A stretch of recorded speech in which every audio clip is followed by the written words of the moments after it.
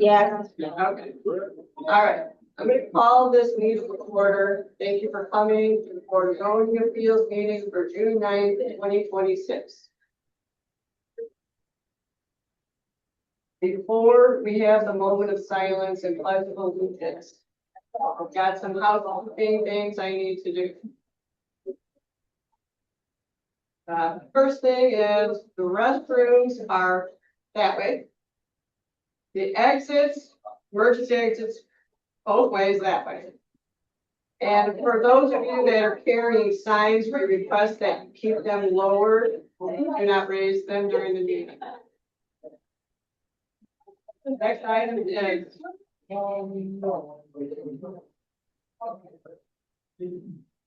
we're going to stand and have a moment of silence in the Pledge of Allegiance.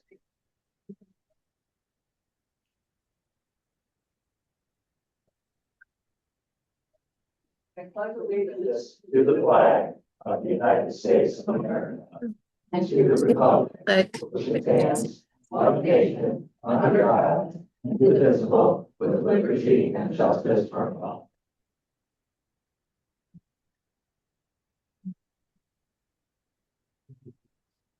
Before we get into, well, you know what? Let's go ahead and take roll. Here we take roll. Yes. Member Brannigan, Present virtually. Member Galante.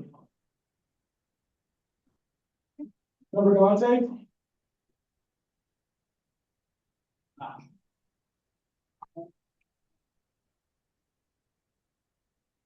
Member Galante is online, but he's not responding, nor his camera is on.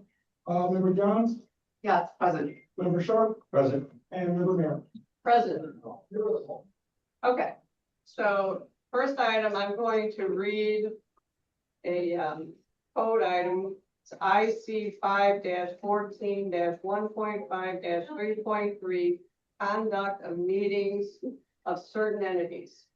Section 3.3A, this section applies only to a meeting of the governing body of an entity described in section 2A2 or 2A3 of this chapter. B, this section does not apply to a meeting of the governing body of a school corporation or charter school. C, as used in this section, attendee means a member of the public who is physically present at a meeting of a governing body. D, if a governing body allows attendees to speak on a topic at a meeting, the governing body may designate one, a period for taking public testimony that is A, before or during the governing body's discussion or consideration of the topic, and B, before the governing body takes final action on the topic, and two, the amount of time allotted for attendees to speak on the topic.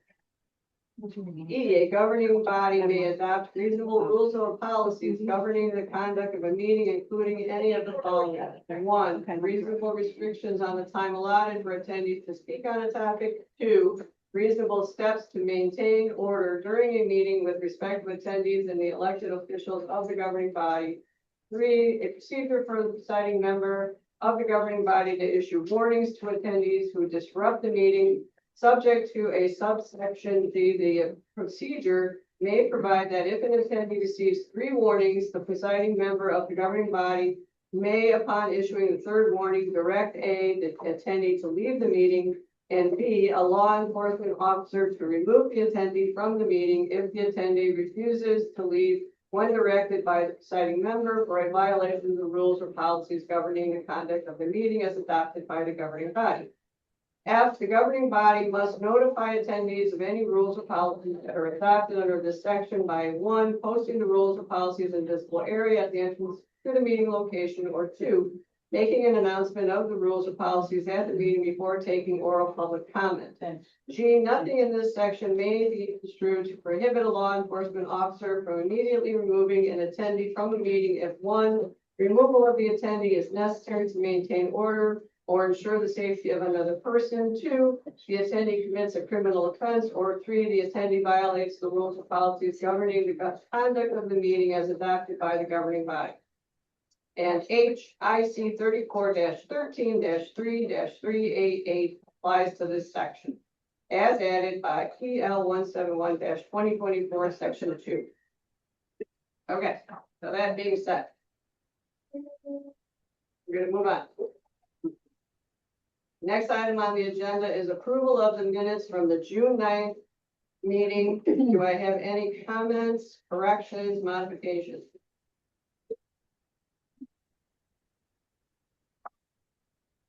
Seeing a hearing on, do I have a motion? Madam President, I'd like to make a motion to approve the minutes of the June 9th, 2026 BZA minutes. We have a motion and a second to approve. Please take roll. Member Brannigan, Present, or yes. member Galante is online, but his mic and his camera is off.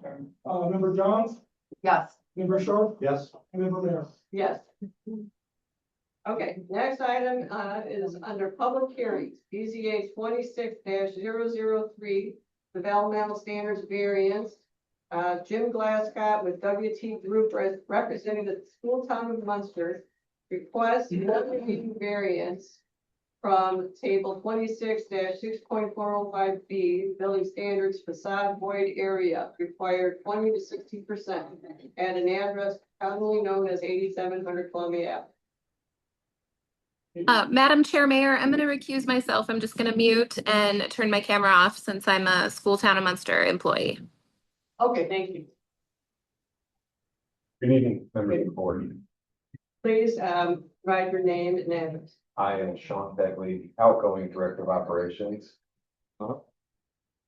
Morgan Nolan, incoming Director of Operations for the school town of Munster. Welcome. Okay, so last month when you were here, we set this section of the request aside, and you were going to revisit the design of the building facade. And I see that you did provide new drawings, and the drawings are much improved. Thank you. Thank you. And so the question now is that the calculation that was done to arrive at the 21.8%, it does not include a section of wall on the high roof. Is that correct? The high roof, but far back. Correct. And when I looked at the rendering, it doesn't show that section of wall in the elevation, but it should it not? Well, if you're looking at it from the sidewalk, if you go, sir, if you could go down a couple more to the side, have a side profile of it. So if you go up that one. Go up one there, Sergio. There you go. It's a pretty high elevation to see that wall in the back there. Pretty good distance from the roadway and the frontage view to get to that back wall where it is a little bit higher of a building to encapsulate both the basketball courts and the indoor turf. And just for the record, what is that linear footage from the front of the building to that high wall? 137 feet. 107 feet. Okay, very good. And also it would, remember, it is an athletic facility and there is that one area in the back will be for practicing softball, baseball, soccer, football. Object flying in there. There'll also be nets for batting cages up there. So we do want to maximize the height as much as possible. Understood. Any questions from the board? I concur with Madam President that it is much. Thank you, gentlemen. Okay, at this time, we'll open it up for public comment. If you gentlemen take a seat for a second. So does anyone wish to speak on this in the audience? Or online? Okay, all right, well, in that case, then we'll bring it back up to the board at this time for a motion. Madam President, I would like to make a motion to approve BZA 26003 developmental standards variance for the school town of Munster. So the motion is going to be that the calculation that was done to arrive at the 21.8% is correct based on waiving the inclusion of that high wall section in the calc, correct? I know that's a lot, that's a lot, that's a lot. All right, I'd like to make a motion to approve BZA 26-003 developmental standards variance for the school town of Munster from table 26-6.405 B.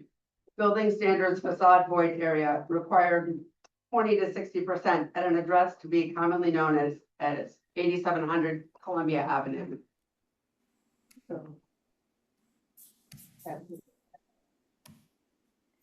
Revised drawing. Further, the revised drawings are approved as presented. With the high wall. Got it. With a high wall being waived and included in the calculation.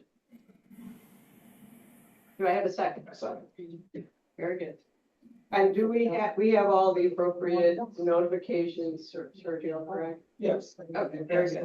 Okay, so, any questions about that? Very good. All right, thank you very much. Can you hear me? Can you talk about Can you hear me? Yes, can you turn off your microphone? Or your speaker on your device, and can you turn on the camera? My camera's on. And I'm echoing a lot. I'm sorry.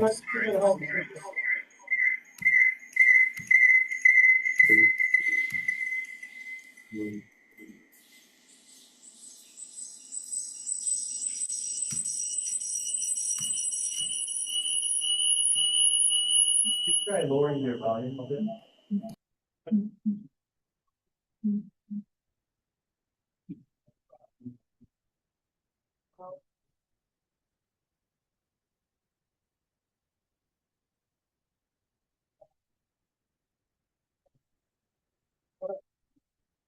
He's not online at this point.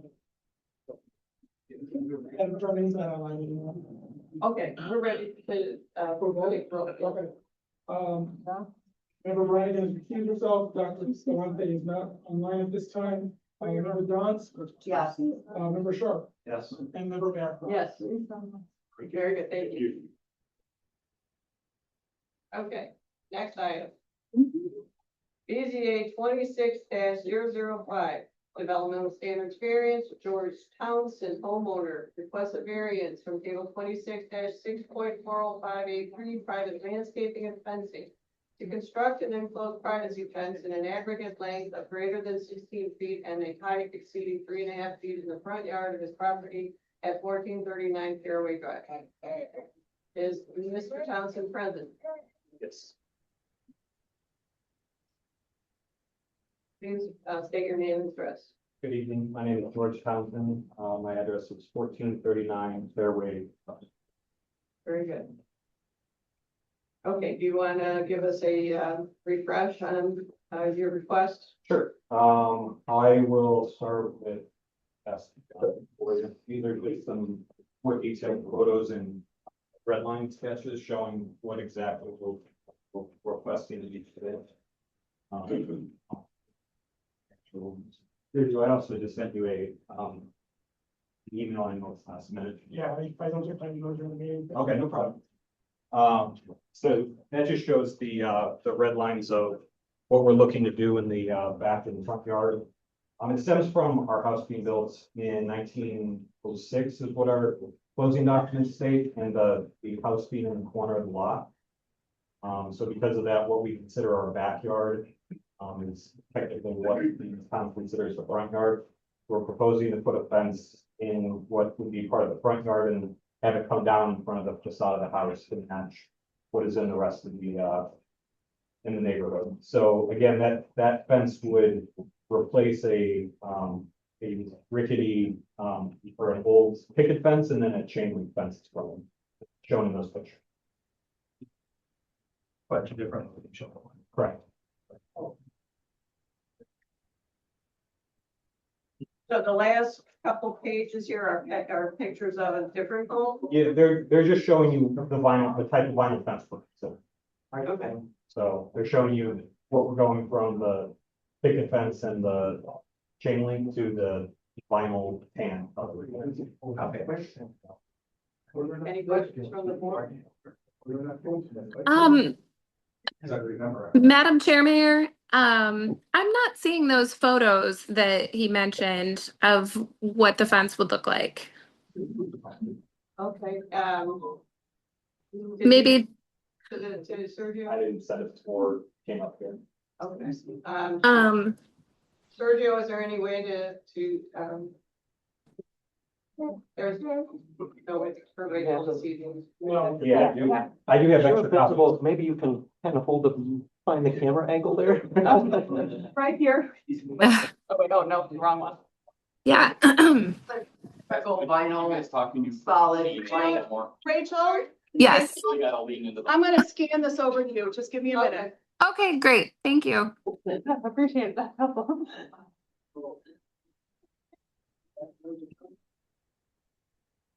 Okay, well, we're trying to figure that out. Sorry. For you. Sure. So I did drive by your house and I did take some pictures. So if you saw some woman, hanging out her window, you'll know it. So, my concern is the putting the fence in the front yard and you're being on a corner lot. And the drivers, who are at that corner and trying to make a left turn, may be impacted by their sight line. Okay. So I will say that it wouldn't go any further than that row of bushes that's in the front existing.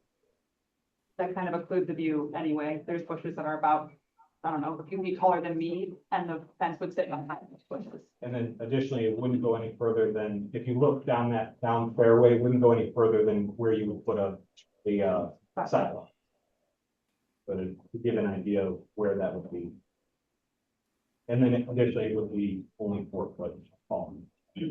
And,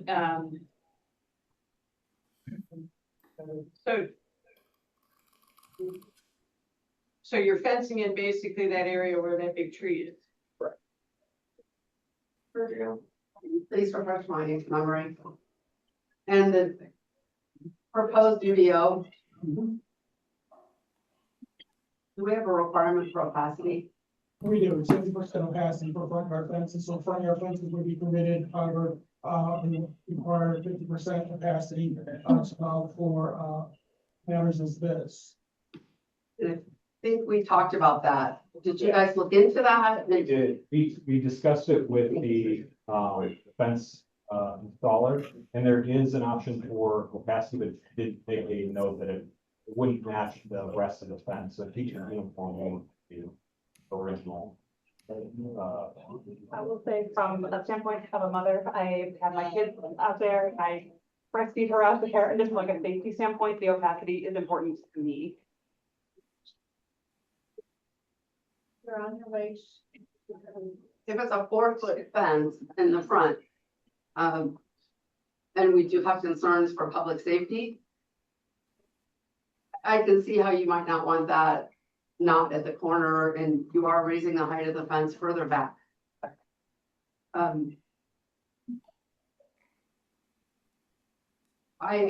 completely understand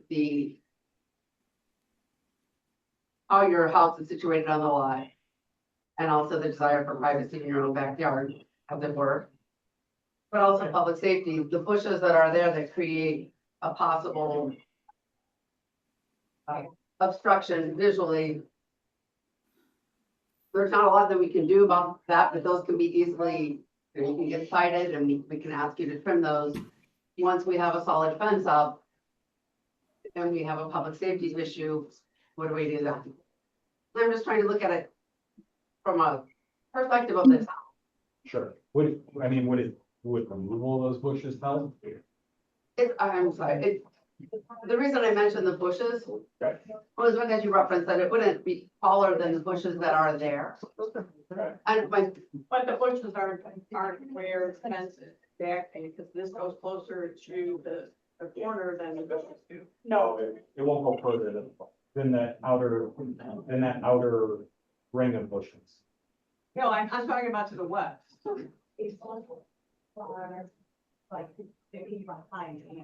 Right, but what I'm saying is that they're back there and the fence is coming all the way up. Towards that, that's what's closer to the corner than the bushes are. What is the dimension from the building line to where you want to put the fence? On the west side, No, on the front. I believe that's an extra, I think it's approximately 10 foot. Can you approach? Sure. So what I'm asking you is, what is the dimension from there to there? That's, I think that's approximately.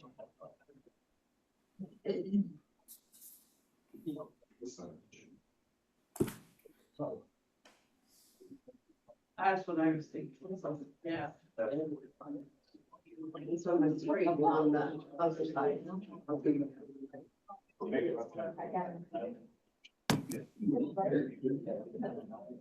So you already are. So you didn't plan on putting a garden there? Necessarily. I was here last month. Gotcha. This one? That's quite a ways back, right? Pretty little girl. It is for the Oh, that's what's staying inside. There's a line which is right on the other side of that. And then there's a bird. That little piece. About 10 feet, it's probably about 10 foot. And mark that to be. There's a line. Right. And then the line. I would say this. So this is surplus the tree. And is the tree really there? It seems like it's more like. No, it's very close. It's close to it. Okay, sorry. Between. And the sidewalk.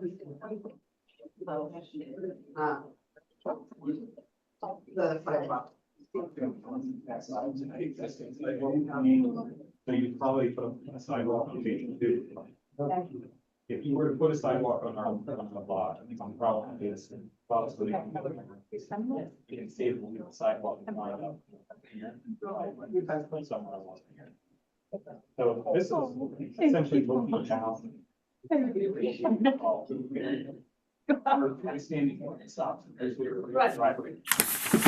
So you can see traffic going down that way, but it's quite a bit further than that tree. Okay. Yeah, right. Madam Chairman, No one stops. would the fire department possibly refer this matter so that way we get the documents online to have a full view of what's being proposed there? Yeah, I think that would be a good idea. I think we need more time to read this. And, I will tell you that, I've been on this board for 26 years. And rare to be allowed this, but I understand that there's a possibility that the code is changing, but changing the code does take 50% of capacity and right. Okay, so, if that. That's more high in the front. Well, no, it's like. Well, it does, but the code, changes that are, from what I understand. Those front yard fences that are 50 foot down, okay, and hold it working time. So if you went that route, you wouldn't need a variance. Under the new code. Under the new code, you need it now, okay, if that code hasn't gone into effect. The full length of fence exceeds 24. Well, we haven't even seen. That's no longer, that would Yeah. no longer be part That of would the. not, In the new code. in the new That would code, need to be- need to be in time. So, the other thing, I'm worried about because of our house. It being when I get ready to sell a house for months that it's.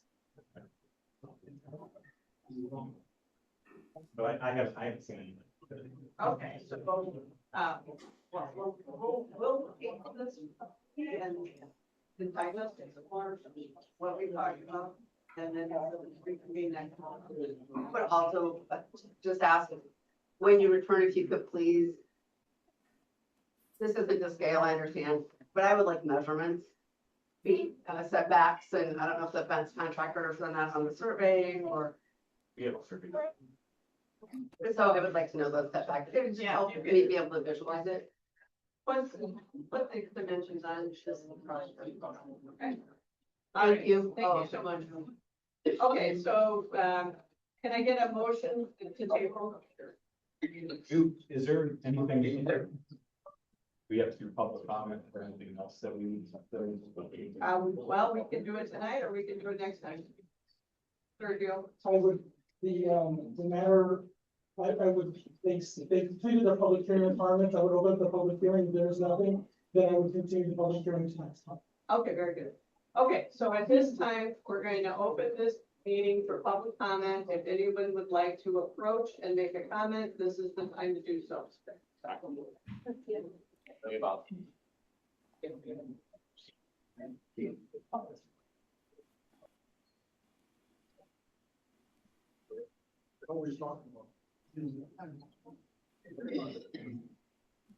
Hi, I'm Lisa Pastor. I actually live across the street. And And your address is? 8242 Beach. No one stops at that stop sign. Anyway, but I have no opposition to them putting in a fence, especially with a little one. Thank you very I much. understand how it's going to look, etc. I have no opposition to it at all. Thank you. Thank you for your comment.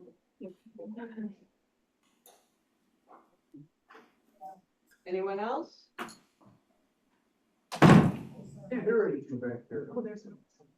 I'm talking as loud as I can. Okay, all right, I had to like put it right up against my mouth. All right, very good. Anyone else have a comment? Okay, seeing as hearing none, we'll close this public comment period, bring it back to the board for a motion.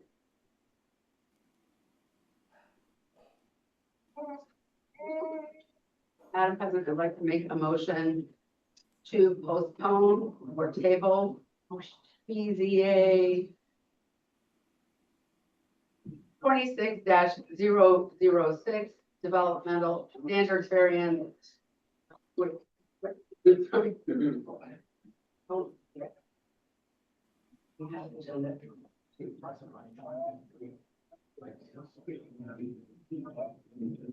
I'd like to make a motion Use the to, microphone, please. They're having a lot of trouble in the back. I would like to make a motion to postpone or table BZA 26-005 developmental standards variance. How much of that do I need to read into the record? Until the August 11th meeting. Okay, a second, please. Second. We have a motion and a second. Please take roll. Member Brannigan, Yes. Member Dante, Yes. Member Jones, Yeah. Member Sharp, Yes. and Member Mayor. Yes. Okay, we're gonna move on to preliminary hearings, BZA 26-006 developmental standards variance for Leticia and Ignacio Carrillo homeowners, requesting a variance from table 26, 6.405 to A4, building lot plans and standard lot occupation to construct a 336-foot garage addition, bringing the combined square footage to 960, exceeding the 900 square foot lot area maximum for an accessory structure at their property located at 252 Adelaide Place.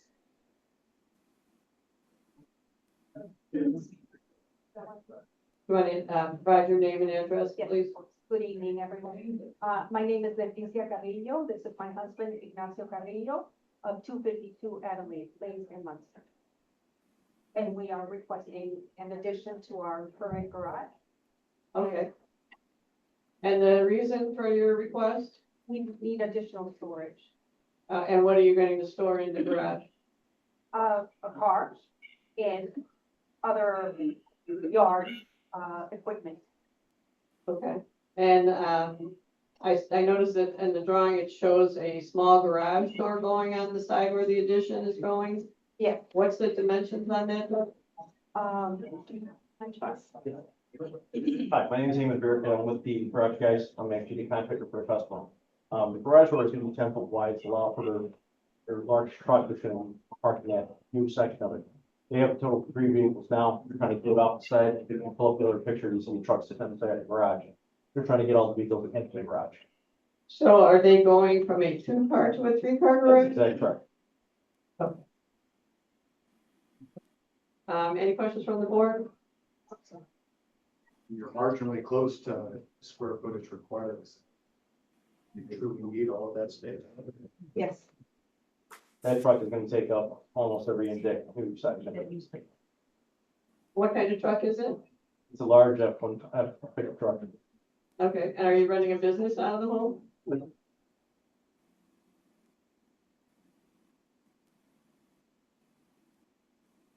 Any other questions? Will we consider a variance? Typically, the reason that people come to us for a variance is that there's a hardship imposed by not following the current code. Do you mind please sharing what that hardship is? Well, I don't know if it's considered a hardship, but we do want to keep all of our cars safely stored inside. They do have newer vehicles. I mean, the advantage of having that third part is gonna be an advantage to them, so they can get the vehicles out of the street, out of the elements, and it's not sitting out close to the alley anymore. They'll be housed. Thank you. Any other questions? Yes. Do you have, are there any other homes with something similar to yours? Yes, there are at least one that I've seen in that alleyway that has, it's a duplex that has two-car garages on it. So they have a total of four vehicles. But it's two different units. It is a duplex, yes. Okay, We have built 3-car garages in Munster before. It's not something that is new. correct. Just noticed changing like the roof line to accommodate the new. It won't be any higher than what it is now. Right, but you're gonna basically have to. Yeah. Demo out part of that. The one slope, yes, we're gonna add on to it. We're gonna do a layover. Does it make any sense to you arrange just the way the square footage is with either a larger or 3 garage doors, can work within the confines of the 900 feet instead of? Not without shortening up the new section. If we do that, he's not getting the truck in there. What is the depth on the garage? I believe it's 24, no, we're adding 22 to it. His truck measures 20 foot bumper to bumper. It seems like we it's, have 21 inches at this point. it seems like the dimension that I'm seeing on the staff report is that it's 24 feet deep. I don't know. My concern is that sometimes when we allow the extra garage space, we're really it's too much built structure on a site. And I'm also concerned with how close, like what's the dimension between the new wall to the house? I mean, that looks pretty close to me. We're 22 feet to the house. We got a lot of room. I know the image I'm seeing, it all looks very tight, and I think that's just The closest point we have is to the alley of 4 feet. Code is 3. So we're within code all the way around except for the square footage. Sergio, I have a question. So there's no issue with lot coverage or side yards or anything like that. But the only issue they have is that there's 36 feet over the allowable accessory structures. Correct, the variance that we've noted, based on the application that was submitted for construction is that the overall total square footage that we proposed is 60 square feet over the allotted permitted per code. The per code permits, 900 square feet, they're proposing 980 square. Oh, You know, 336 is what the proposed total, addition is, oh, I see. Okay. combined with the existing garage and proposed, square footage, puts them at 960. The minimum requirement of maximum requirements is 900. So they would not need a variance if they were putting an addition on a 270 roughly square feet. Correct? Correct, minus Okay. whatever 60 square feet is, whatever, I'm doing quick math. yeah. Okay, and so you can't make it work with 270. If we should narrow out the garage, then we can't get the right size garage door because he's got his tow mirrors on the truck. If we shorten it up, he's not getting the truck in at all. So we are limited both ways. We've got this thing in literally as tight as we could possibly get it. Is the lot, the removal of that wall taken out of your square footage? That wall's staying. We're just popping a hole through it. The wall that's in between the. Yeah, that's gonna stay. We're just gonna put a hole through it. Up If you removed it, you would gain how much? 22 square feet. If we take it out, it wouldn't change the square footage. No, but it would give, Useful. it would be, yeah, Yeah, but the floors are at two different heights because if we bring it at the height where the existing garage is, then he's gonna take water because the grade is on an angle. So we need to raise this side up and make sure we don't get water to the garage. Okay, can we get a motion to set this for public hearing?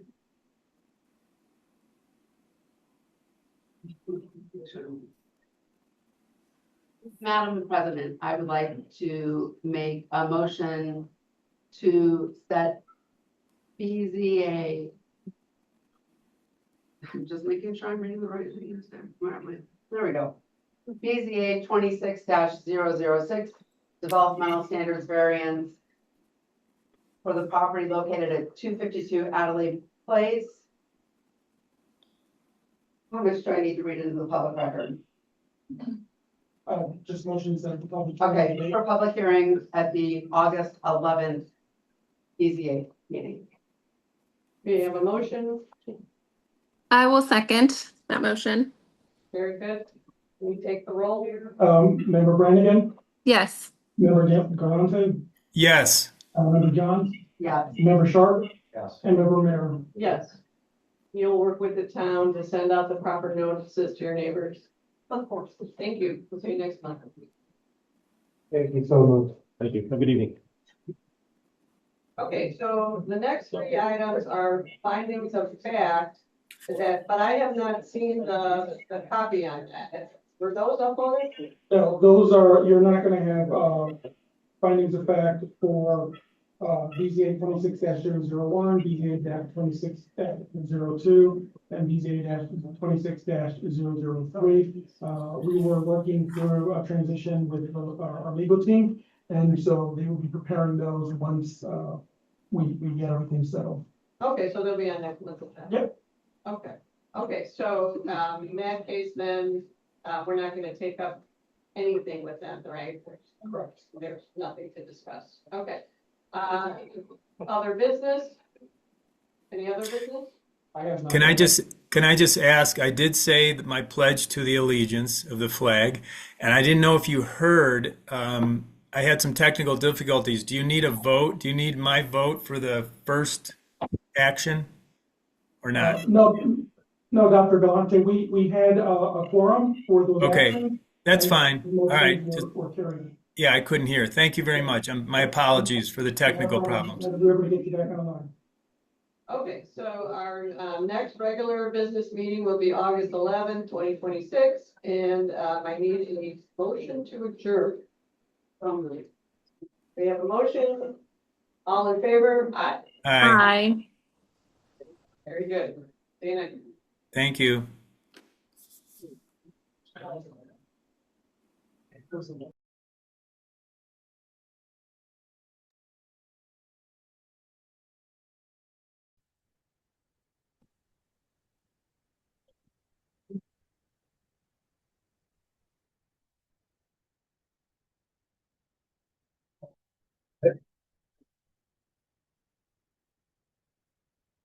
All right, folks, let's settle down, let's do this thing. Yeah. Hello? All right, let's go. I'm going to call to order this edition of the Planning Commission of Town of Munster for Tuesday, July 14th, 2026. Please set your phones on stun. And let's stand for a moment of silence, pledge allegiance. I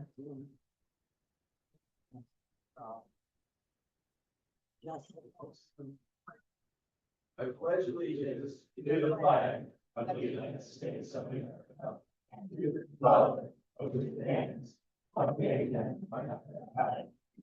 well,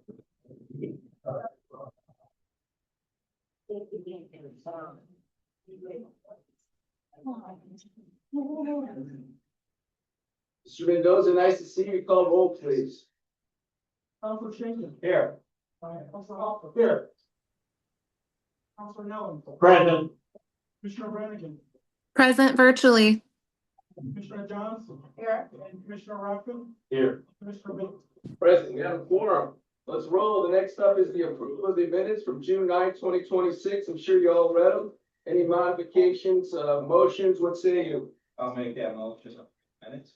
There's a motion to approve. Is there a second? I'll second it. And a second. All those, any discussion? There none, all in favor, say aye. Aye. Opposed? They're out there to read forever. First up, preliminary hearing, PC 26-008, subdivision and a preliminary plat. Mr. Begley is representing the school town of Munster. He seeks to create 6 lots totaling 63.113 acres on 2 parcels within the town of Munster High School and the middle school campus, aptly known as 8616 Columbia Avenue. I'm glad everybody's here to see about the school. Mr. Baker, I'm going to recuse myself. I'm going to mute and stop my video since I'm a School Town of Munster employee. Mr. Mendoza. Refusal. I'm sorry? School board member. Oh. We have Brannigan. just so that you can hear this on the record. Ms. Rachel Brannigan has just recused herself regarding this matter. She works for the school, and so she has turned off her microphone and her camera. Duly noted. Mr. Mendoza, introduce this, please. Absolutely. So this is a project the school town is going through, in addition for a new field house and recs facility, multi-purpose rec facility. As part of this, they're looking to clean up the properties, allowing one structure per lot as required by code. And so they're proposing 6 lots to help meet the management of the site, and then establish local agreements as necessary. Moving forward, once they establish the lot, what you see before you is 6 lots that have been proposed on the 60-some acres that we have. We should switch over to the next slide, and you can actually see this aerial image of what those lot plans will look like. Currently, there are multiple parcels and multiple deeds restrictions and transfers. Mr. Mendoza, I'm having a tough time hearing you, and I'm not that far away. I know. We shook in more. So We I can't. don't know.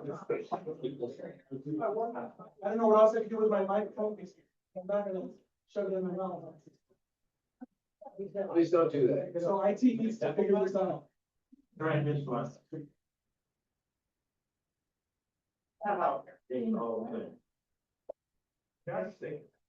So when IT has an opportunity, they can please take a look at this microphone.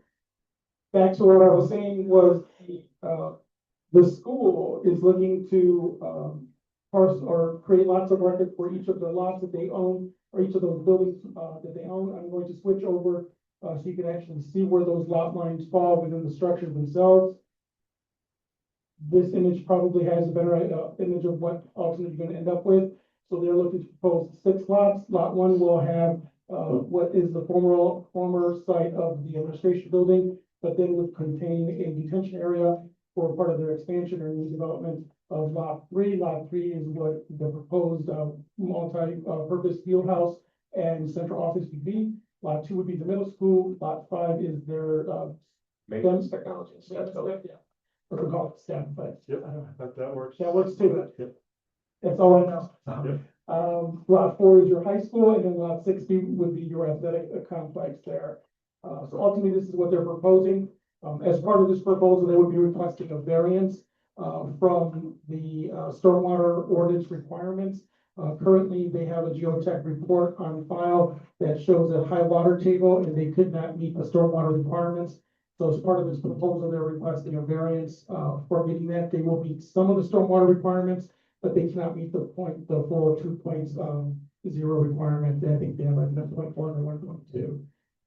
Again, this is the intent is not also from water quality, but also water quantity, but water quality as it would then go into school ditch.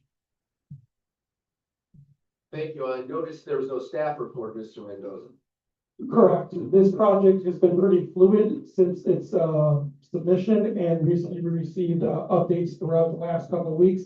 The staff report that was written did not support the documents that you have before you.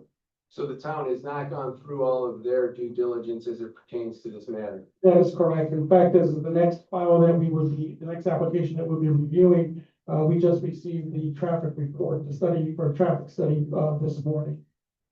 So, I noticed on the GIS, there was 9 lots? Now they're asking for 6. They're not lots of record that are recognized by the town. They are parcels that were deeded and granted over and then recorded. Is there any discussion between the staff and the petitioner as it pertains to other methods other than continuing the chopped up aspect of what's on the screen now? This chopped up aspect that you referenced is the cleanest option you're going to get to the dinner. Thank you. All right, from the petitioner, yes, sir. State your name and address. Let's go. Sean Bailey, School Town of Munster. Thank you. Morgan Nolan, School Town of Munster. As Sergio stated, this is setting conditions for the new multi-purpose building. Some of the reasons why it was so parceled up is when we do a bond, we have to turn the property over to the building corporation. So there has been some movement back and forth. So there is the cleaning up of making this into one lot per structure. Okay. Is that it? Yes, sir. Did you explore the possibility of doing a plan unit development? No, sir. No. Okay, articulate, thank you. Bring it back to the board. Any comments, questions as it pertains to what's in front of us? Preliminary hearing before we continue. Remember this. Mr. Chairman, I'll make a motion to set PC 26-008 to public hearing. I'll second. Motion and a second. Any discussion? Either none. Hopefully we'll see a staff report. Mr. Mendoza, roll call, please. Counselor Schinkin. Yes. Counselor Hopper. Yes. Counselor Nellens. Yes. Commissioner Brannigan. And recuse herself, and then Commissioner Johns, Yes. Commissioner Raffin. Yes. And Commissioner Baker. Yes, moving right along. That's a good thing. Everybody that's here, I'm glad you're here as it relates to the school. Please go to the website, look at all the renderings to which what is being proposed. Hopefully you follow this through the process. Next up, I've been asked to read some things pertaining to a public comment protocol. Bear with me because it's a thing. Town officials acknowledge residents' concerns regarding the handling of public comments. They're committed to refining the process, clarifying the procedures, and managing it effectively. To achieve this, town officials will follow the established public comment protocol in line with standard practices. To create an environment where everyone can be heard. B, to ensure that a constructive and informative meeting that respects the voices of residents, attendees are kindly requested to adhere to this protocol. Respect us, we'll respect you. Residents can present public comments in person during the public comment portion of the hearing. Questions should be addressed to the planning commission rather than the applicant. Staff will take note of the questions. The applicant will respond to them once this hearing is concluded. To ensure that the public comment portion of the hearing runs smoothly, individuals who want to speak will be given a number card, need to sign upon entering the town hall. I'm sure that's all been done. Individuals will be acknowledged to speak according to the number displayed on their card. Speakers must deliver their comments at the podium. Each speaker is allotted 2 minutes to share their thoughts. Ms. Johns will be timing this, and she's a tough cookie, so be careful. There's no time limit, though, for the public comment portion as a whole, as it relates to the public hearing, and everyone who wants to speak will have the chance to express their views. Once the occupancy limit is met, as determined by the fire department, no additional people will be allowed to enter rooms until someone leaves. This applies to individuals in the hallway. I don't know if they can hear me or not. Extra seating will be available in 2 conference rooms, and local attendees will be able to watch the meeting on a screen. All public comments must be civil, constructive, and related to the hearing subject matters. Everybody gets to talk. Hopefully we all understand we don't want to be here till 2 o'clock, and let's not do a lecture. All right, public hearing, first up. PC 26-007 is the development plan review. WT Group is representing the school in town of Munster and requesting consideration of a development plan for the construction of a new multi-sport administration center addition to the Munster High School building. The reconfiguration of site circulation along Wilbur Wright Middle School and the high school, and all will be associated utility and stormwater improvements required for this improvement at an address commonly known as 8700 Columbia Avenue. Mr. Mendoza. So this is a public hearing for development plan review. Currently, our zoning code requires that all development plans that are filed, that are not filed under a PUD, go directly to public hearing. There again is no staff report. This project has been fluid since its submission with recent updates. And the most recent being this morning, which we received the traffic study engineering review letter. Staff has not had the opportunity to review that letter. And so they have submitted a full plan document, and staff has identified those individual plans on the agenda for future reference, including the subdivision plan, the site plans, overall site plan, the building renderings, landscaping, planting, lighting, parking requirements, vehicle circulation, traffic study, and their stormwater report with the geotech report as well. And then the engineering review letter for the geotech and stormwater report. And as I mentioned, just received the traffic study report from our engineers this morning. The one item also that's identified is the stormwater waiver letter requested as part of a subdivision proposal that was previously just heard.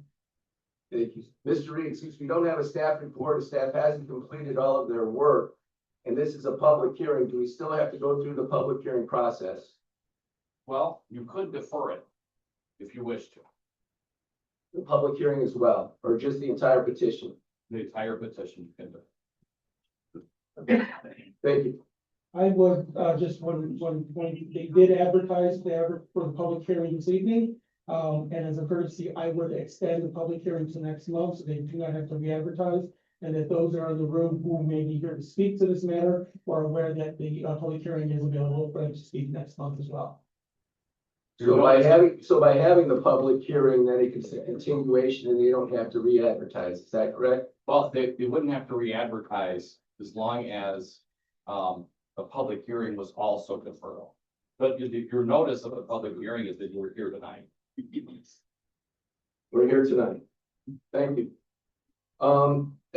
Mr. Bagley or somebody from the town, would you like to at least do the presentation, even though we don't have all the reports from the staff?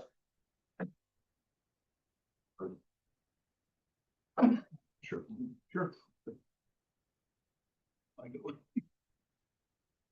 Maybe show all these people what you're planning on doing. Sure. I think it's great. Evening, Brian Penzak with DLA Architects, 2 Pierce Place, Itasca, Illinois. So we're working with the school district town of Munster. Site circulation was a big key piece of the plan backup. And relocation of the current administration center into a new addition onto the high school, along with a new multi-sport addition into the building. Site circulation to help with drop-off, pickup, bus traffic, new relocated bus parking in front of Wilbur Wright Middle School. Separates bus traffic from parent drop-off and pickup. You see red, greens, there's some drop-off in the back of the school as well. There are also some alternates for work of in the courtyard of the existing school, help with drainage and stormwater. Also remodeling, basketball court at Wilburite Middle School, and also onto Wilburite Middle School and alternated for replacing the emergency generator. The plan for the addition will be a precast construction. Previously it was a metal building with a gable. We're going to rebid that. So here's some renderings with a low slope roof. Can you all see that in the back? Oh. One's for us, one for them.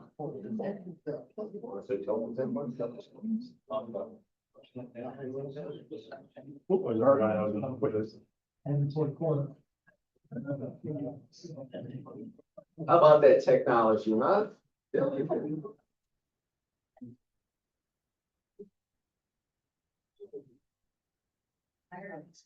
So maybe explain for everybody that this is the north view, because I sure can't read that fine print.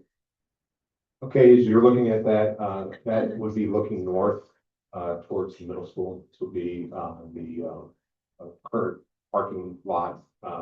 You're looking towards what is the existing tennis courts. Looking there, that'd be looking off of Columbia. You can see that's also looking off Columbia distance. If you go back down one, Sergio, right up one, right there. As Ms. Pensac was saying, we want to do a few things with this. One, we have an inadequate central office that's not sized right for our needs. So this would co-locate with a multi-purpose building, which would be, an economy savings some dollars by co-locating both facilities. So that front part, the first floor would be a weight room for our students. Second floor would be an office suite for central office and support staff. And the raised roof back there would be 2 basketball courts, track area, and a turf area that would be able to be used by all our different sports, our flags, club, and any different organizations in the school district, both at the high school and middle school. Also, another thing Ms. Pensac mentioned, and anyone who drives up Columbia at 7:45 to 8:15, one of the big things is to get more traffic off of Columbia and have more of a, as he said, we want to get the bus traffic completely separated from the car traffic. So there would be a specific bus parking area that buses would pull in, and then it would dismiss at one time, and the students would be able to get off buses, go to the middle school and the high school. Very well, Sean. One of the things I noticed on the landscape plan, where the current administration building is, it looks like you're providing for a stormwater retention area.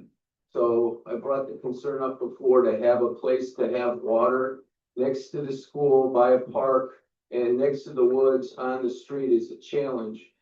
Are you working with the municipality from the standpoint of looking at other stormwater possibilities other than holding water that close to where people are walking to school?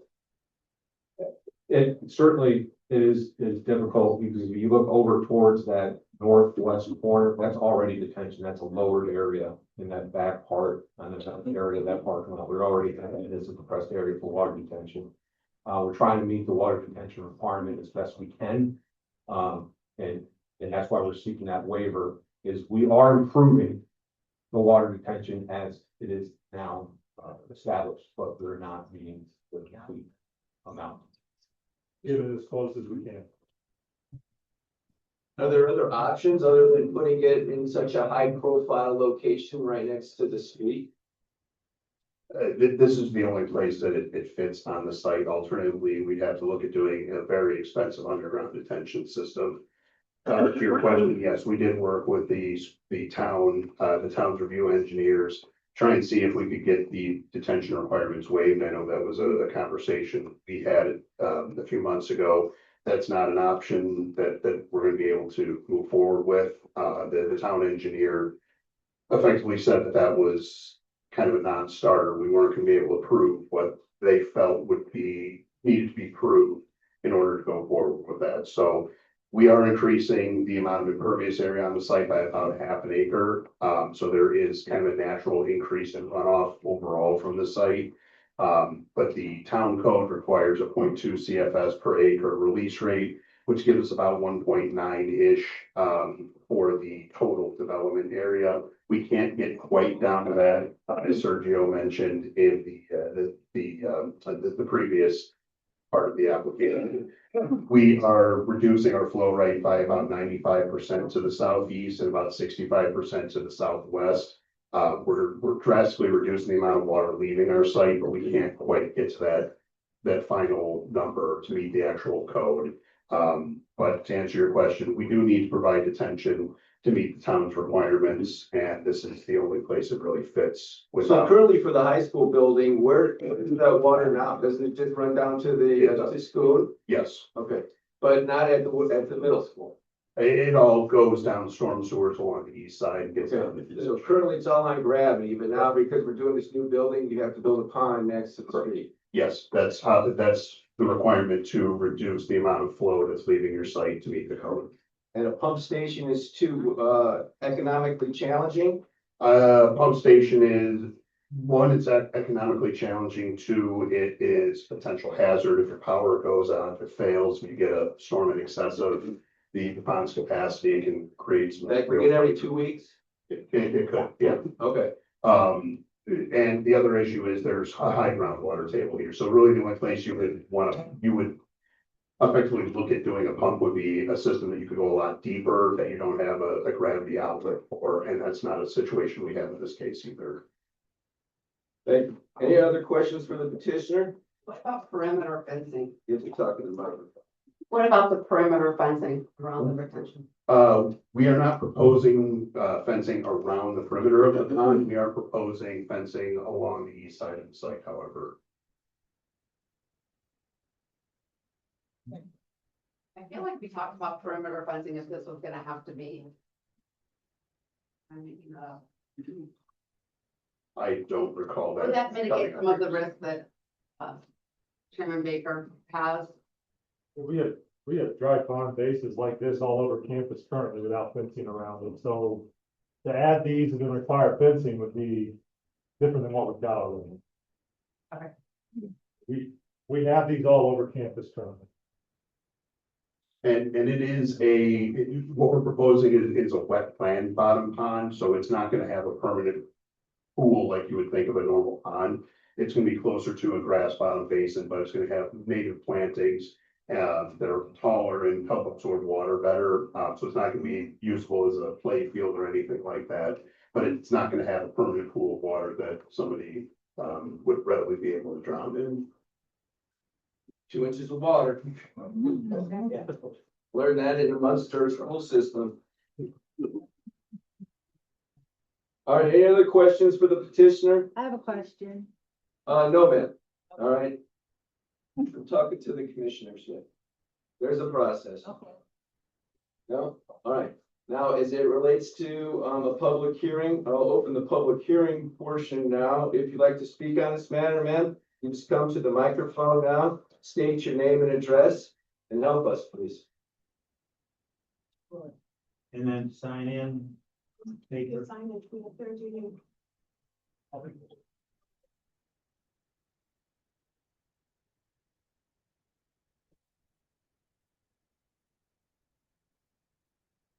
Ellen Dunn, 443 Fisher Street, Munster, Indiana. I'm just wondering, like, the school, the plants look really awesome and everything and cool, but who pays for it? Yeah. That's a question. Am I allowed to ask the question? I just want to know, like, who's paying for it? Yeah. Well, the school town pays. So there's a surplus of funds. How much does it cost? Like, What's the total number? That's a good question. We'll write that down and see if the applicant paid for it. Probably opportunity too. That would be. Reach out to a school board member. oh, okay, I'm just getting familiarized with how this, process works, but it does look cool. I'm just concerned about the cost of it. Thank you. Anybody else like to speak on this, please? Yes, ma'am. Hi, Nancy Harrigan. I live at 1547 Ridge Road. And I just had, Miss Harrigan, please talk into the microphone. Thank you. I'm Nancy Harrigan. I live at 1547 Ridge Road. Is the retention pond up here, is that taking out the woods? It is. Yes. Okay, we strategically located that around as many of the existing trees, so I think we're losing a hand. Microphone. The answer is we are putting it in place of the existing building and trying to keep as many of the existing trees as possible. There's a few that are being taken out, but the bulk of them are going to remain. Anybody else to speak on the school, putting a big building up between the middle school and the high school? Going once, twice. All right, I'm gonna continue the public hearing. It'll be available next time, and bring it back to the board. Mr. Chairman, I'll make a motion to continue this next month, waiting for additional reports that staff can review. And I'll recommend that we keep the public hearing. There's a motion. Is there a second? I'll second. Any discussion? There's a motion to continue, Mr. Mendoza. Counselor Schinkin. Yes. Counselor Hopper. Yes. Counselor Nellens. Yes. Commissioner Brannigan. She recused herself, apologize. Commissioner Johns, Yes. Commissioner Raffin, Yes. and Commissioner Baker. Yes. All right, moving along. Next up is PC 26-005, the Town of Munster zoning ordinance and zoning map. Town of Munster requests consideration of a partially repeal the zoning ordinance and related zone maps, adopt a unified and development ordinance, which is a UDO, and an official zone map as a replacement, and amend the article name and section numbers of the subdivision control ordinance for the Town of Munster. The petition request considers the following stuff. So, Mr. Mendoza, So, I can't read all of these things. Take forever. no, that's absolutely fine. I can give you a briefing of what happened from the last planning commission meeting, which was at a public hearing, held on the same matter. Since then, staff, had worked with, the town officials and had made changes to the overall PUD or the proposed, proposed, UDO. These changes include, as you can see identified within the, cover, is the removal.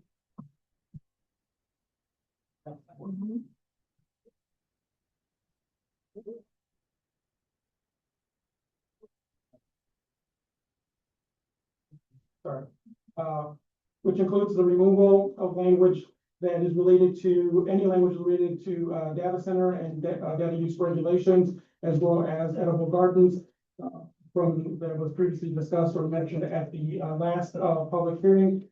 Throughout the report, you could see where those items have been struck out from the proposed UDO, and identified as UDO version 3. The additional items that were included, for requests to be removed, includes the data center use regulations as mentioned, as well as, language that deals with real estate signs, requiring the permits and what duration of real estate signs. However, the language that pertained to, the use of fibers, corrugated fiber, which is cardboard, has been retained. The town has no interest in having signs made out of cardboard, as well as any language. There was some discussion on, language regarding the number of chickens. The town has determined that, animals are regulated throughout the town, including chickens. That includes your animals, including dogs, cats, and so forth. So the forces to make this decision, decided to move forward with what is already in the book, on the UDO. The other thing that staff is recommending, throughout the process is a change with regards to institutional uses. I'll go to that section and highlight that, in review of the previous, zoning character-based code, the proposed UDO code, there was an oversight with regards to, clarification on uses related to, institutions, which is hospitals and clinics. We needed to clarify language that retains hospital, that includes overnight accommodations, as well as clinics that offer, not overnight, but, outpatient office, opportunities, for those businesses and, currently exist within these types of uses. So those are the proposed changes for the, UDO. Thank you. Any questions for staff? So this is Mr. Baker, can you hear Yes, me? Yes, ma'am. Okay, I do have a question for staff, for Mr. Mendoza. I'm just trying to understand why we scratched the data center language completely. I mean, by doing that, are we saying we're not allowing data centers in our town? Come Or, on. or are we having all, we're just getting rid of all sort of regulations? I'm just trying to understand the purpose for that. Sorry, Ms. Bennett, again, there was some clapping going on and I could not understand the full intent of your question. Oh, sure. I'm trying to understand why the data center section was removed completely, because that by removing it completely, it seems like now we have no sort of leverage for what we will allow and what we won't. Or is the intention of removing that just saying we're not allowing data centers at all? I'm just trying to understand why that was removed from the By UDO. removing the data center regulations, there are no regulations on data centers. And if a data center would want to locate within the town of Munster in any one of the zoning classifications, they can apply for a use variance. Use variance is regulated through 5 questions imposed by the state of Indiana. So the town will no longer be regulating or identifying data centers, and data center that was interested in locating in the town of Munster would have to go through the use variance process. And those are just the facts with regards to what is legally required for property owners and data centers that are not identified for any use that is not identified and or prohibited within the zoning code. So this will make it impossible for a data center to come into those zones. I'm sorry, I can't hear you, Councilor Schimping. So this will make it harder for a data center? Oh. Let me ask again. I'm sorry, what is it again? So what's the intent of this, striking it out? The intent is to not regulate data centers. Why are we doing that? I'm sorry, I can't hear you. I'm gonna ask an officer, to please identify the individual who's blurting out and ask him to be removed next time, please. Why are we doing that? Why are we doing that? Yes. It was a decision or a directive given to staff to remove that. So By who? it was just and I believe the staff report identifies the consensus of the town overall. So. Any other questions for the staff? Remember that this is a recommendation of the council. This is not a decision right now by the planning commission, other than favorable or unfavorable, or as a recommendation of the council. Ms. Green, could you please clarify that You'll let public hearing later. Just so that we understand, if it's not listed as a permitted use, the only way to obtain that use is through a use variance.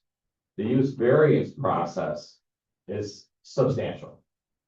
Requires compliance with state codes, has to be for the general public health, welfare and benefit, safety and security, also has to not affect property values. A lot of things go into doing a variance. And a variance can be denied for any number of reasons. Something that's a permitted use that's regulated, that says, here's what you have to do. Theoretically, as long as someone can check all those boxes, they can just come and apply for a building permit. Because it's an allowed use. Now it's not. Now it's something you have to come and specifically ask for with UDO. That's what it's for. protecting us? Forward. Okay. When it's not a listed use with here are the restrictions, because at that point, you get a piece of property that falls in that category. I don't need anybody's permission to do anything except the building department issuing me a permit. So it actually cedes you more control, mind. Is there any other questions for staff as it relates to this subject matter? Here. Either or not, this is a continuation of the public hearing. So if you'd like to speak on the UDO petition, please come up to the microphone and state your name and address for the record. Commissioner Baker, I have a list of people, these are people, they're out there There are people with green cards come in numerical order and line up on this side of the room, please. Is this for the UPO? Yes, this is just the UDO. All right, so now it's something very similar. So you would like me, Ms. Miss, to just list the names and call them up to the podium? They have a numbered card and I will take the number. There's number 1 and number 2. We're good. It's like you're a portal. 23, just like. There you go. Uh, See it if you'd like. Mr. Peterson, next to see me, say your name and address for the record, please, and let's go. Good evening, folks. My name is Jonathan Peterson. I live at 10340 White Oak Lane, number 2C. I'm also the 5th Ward Councilman, and I rise to express serious concerns about the UDO. As all of you know, it is missing divisions 10 and 11, which are the enforcement.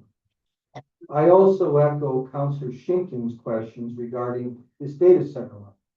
I participated in this process, and my recollection was data center language emerged out of nowhere, and it has now disappeared. I think, based on my research in this matter and the overwhelming sentiments of our community, which you see out here today, we should send this UDO back to the council, and we should express the sentiments of the community. There are 3 options here. We can have UDO, we can have data center language in the UDO. We can strip it out, or the third option is we can include language in the UDO that I believe would prohibit data centers. And I think that is the outcome that we should do. Like I have, like I've had good friends tell me, I like bacon and eggs. That doesn't mean I want a pig farm in my backyard. I like the internet, and that doesn't mean I want a data center in my backyard. And I think based on the absence of enforceable standards, the omission or the incomplete nature of divisions 10 and 11, this uncertainty regarding data center language, I urge this commission to return an unfavorable recommendation. This can come back to the town council, and we can finish this in a way that is suitable for our 7.5 square mile community, which means no pig farms and no data centers. Thank you.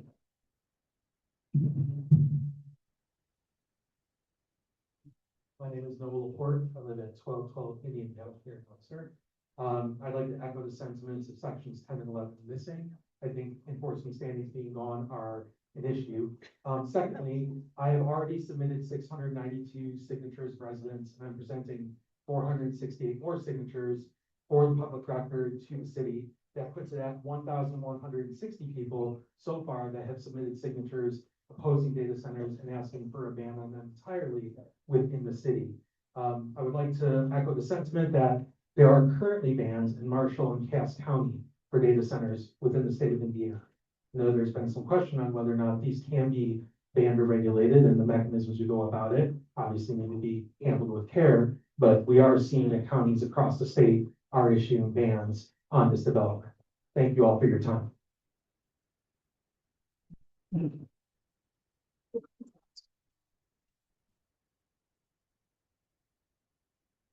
Hello, my name is Domingo Hernandez. We live at 900 Camellia Drive. My opposition to this is more concerning more our grandchildren and our great grandchildren.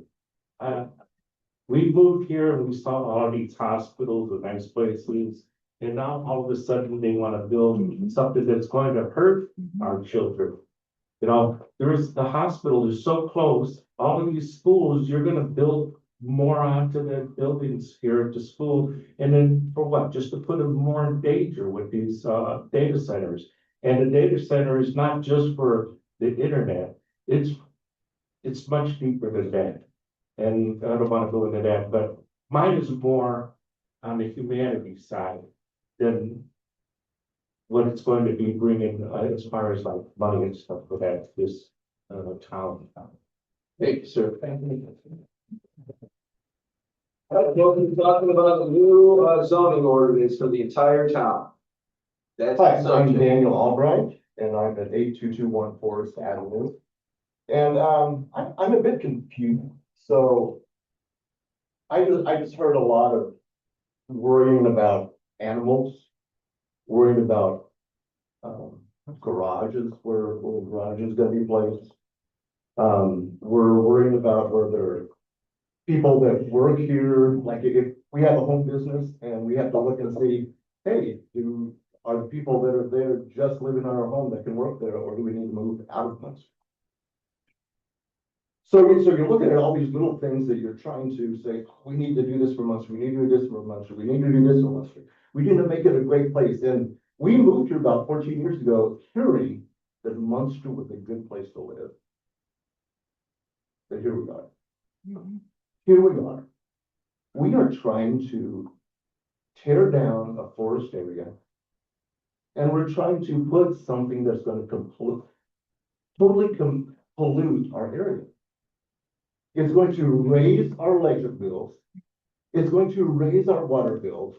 Do you know that 100-word email from a data center takes a bottle of water? We are going to destroy Munster if we let this happen. Our kids have to grow up with, so to cool, the cooling fans for data centers are like a jet engine to cool computers for data. So 5 miles away, and this is what, a 10-mile radius? 5 miles away, you could hear the fans. I also wonder, are the builders from here? No, they're not. They are in a different state saying, hey, let's put one over there, because those people don't care. This is a zoning ordinance conversation. Okay, this is. Yes. This is. 2 minutes are up. Thank you. Okay, thank you.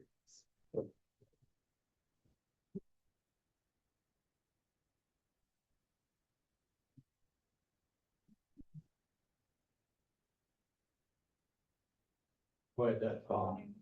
Still trying though. The reason I'm here is, I've been here, living here about 15 years now, and, you know, been enjoyable so far. I would never come to one of these unless I had to. But, my point is regarding this, I was looking on the internet and under planning and zoning, and the very first sentence says the planning and zoning function serves the public by guiding land use and development through zoning, subdivision, and building, etc. The only purpose of the zoning commission is to serve the public. Yeah. This is the public. Everything after the word by.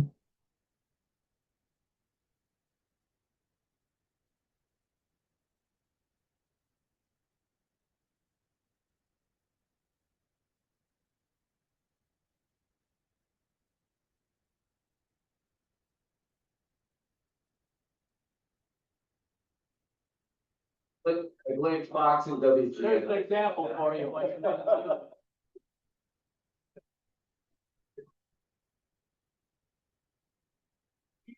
My name.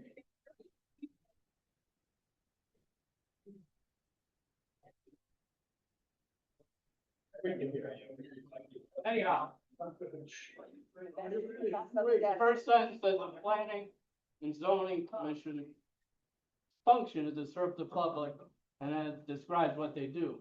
So if what they do does not serve the public, is therefore in violation of serving the public. And should be decided. I have a lot of other things here. Like, for example, you wouldn't put a building on Calumet Avenue, right at the curb. You would apply safety measures. Back it up. Thank you, sir. That's your 2 minutes. I'll give you a couple, 30 seconds more of time here, right? And for I example, just said, I'm giving them another 30 seconds. Microphone was out. just my word, this is an infant industry of which no one knows, and really nothing much of. And I don't think we want to be guinea pigs for this. And being you don't know what is gonna happen, this should be removed. Right.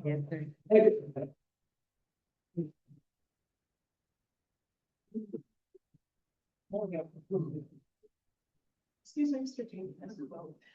Anybody who has green cards like this with numbers on that would like to speak, please line up either along here or outside by that door. We're on number 8. Okay, I'm sorry. No, you're good to go now. Ryan Needham, 8222 White Oak Avenue. Today I just speak before the commission today to object to the revised UDO presented before you. Data center bans have been implemented across the country. As of today, Governor Hochul of New York has placed a moratorium on any data center for 1 year in the entire state until they can develop the proper restrictions. Contrary to town council stating online, the data centers can't be banned. Indiana towns and counties can ban data centers. In Indiana, as was stated earlier, Marshall County has imposed one such ban. The state of Indiana at this time has left this up to a local issue and has not imposed any limits on what towns can approve or ban in their town regarding data centers. Bans are not even unprecedented in Munster, as the previous council banned puppy mills from operating within the town limits. Therefore, I'm asking the planning commission and the town to table the UDO tonight, keep the public hearing open to the next meeting, and revise the UDO and adopt the language of, at the very least, putting a 1-year moratorium on any data centers to be considered in this town and or banning data centers in any zoning area, regardless of classification. This includes PUDs like Kenmara that is currently considering a data center. Thank you.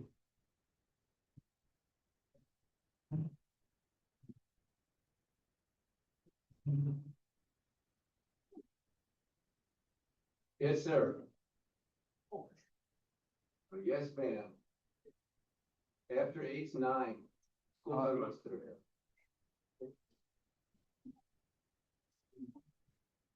I want to thank you for this meeting and for the privilege of being able to talk. Since the data center is a for-profit enterprise, I would like at the next town meeting, if you could give us a list of the people who are going to profit from this. Thank you.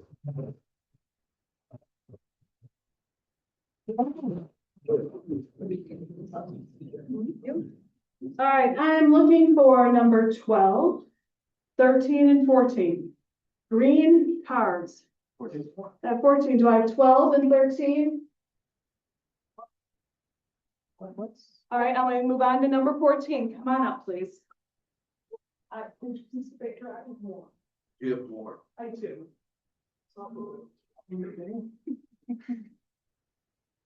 My name is Evan White. I live at 1425 Azalea Drive, and I'm another of the countless voices that are incredibly concerned with the developments regarding data centers potentially being built in Munster. The economic impact is less than a fast food restaurant. This is not an economic or revenue engine. It is a quality of life detractor, of which that and health impacts hopefully aren't things that I need to recant here for you all. I'm not going to start listing them out. I really hope you're already aware of them, but I also hope you see the backlash of every step to any mention of a data center in this community. People here don't want the ability to regulate when data centers or how data centers are built. They want to make sure they aren't. Is anyone here concerned about the circumstances, or do we just not want it under any circumstances, period? Please talk to the commission. So I urge you to add in language preventing data centers from being built rather than guidelines about how they may be applicable or used in the future. Thank you very much.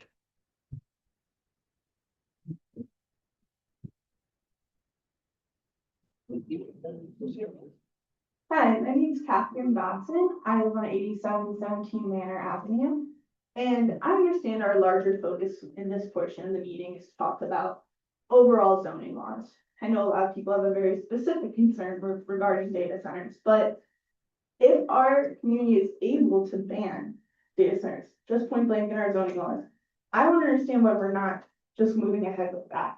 I understand we're saying removing that language from our zoning laws in general is now making them come up with those 5 answers to those questions. And so very rigorous process.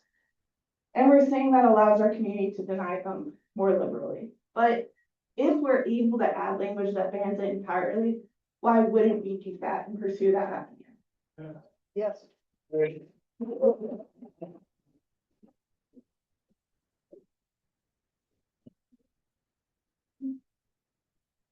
Hi, my name is Rebecca Dodson at 8717 Maverick Avenue. I understand that should the data center language of the UDO be eliminated, any proposed data center would have to go through a critically described process involving 5 questions that could prevent the process from proceeding.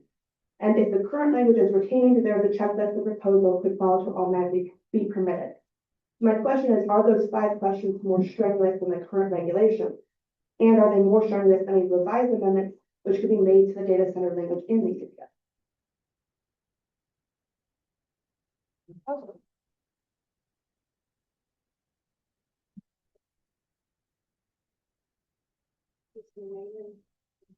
Sure thing. Hi, my name is Natalie Novello. I'm 10099 Margot Lane, Munster, Indiana.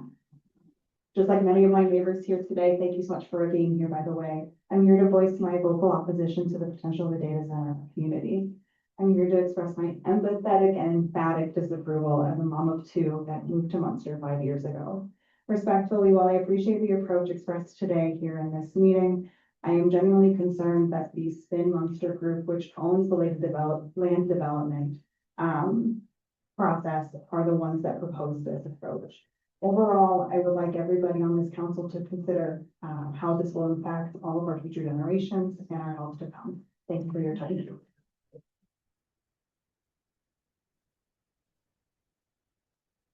We'll take the last one, then I'll hit something. So unless 12 and 13, but you can do. President Baker, I've got, just for a public, record submission, the town has received, or I received, 4 additional comments regarding, the UDO. 2 of them identify, concerns with the proposed data center, and one of the applicants identifies concerns with real estate signs, and one of the submissions that we received in email was regard to the issue with Laura Denise Boyd not receiving documents for May 26th. I'm going to submit that for the record. Thank you. Right, folks, process now, what comes back to the board. Public hearings now closed. Bring it back to you as far as what happens next. This is favorable or unfavorable recommendation or a defer for the UDO. Can I give you a little, just timing wise, just a little legal background? So the initial public hearing on the matter started on June 9th. And we are now just past a month after that. The Plan Commission is required to take action within 60 days of the initial public hearing. So if we wait till the August meeting to take an action, that's 63 days. And then the matter can't be revisited, the zoning change can't be revisited for a year. So. For a year? A year.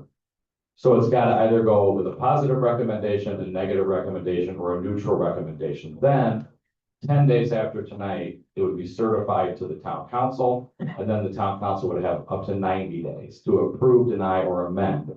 And approve So or we deny can't that. amend it, take out language. You can. Add language into it. You'll have, depending on when the certification's done, up to 100 days to do that. Yeah. But if it doesn't leave for tonight, then nothing will happen.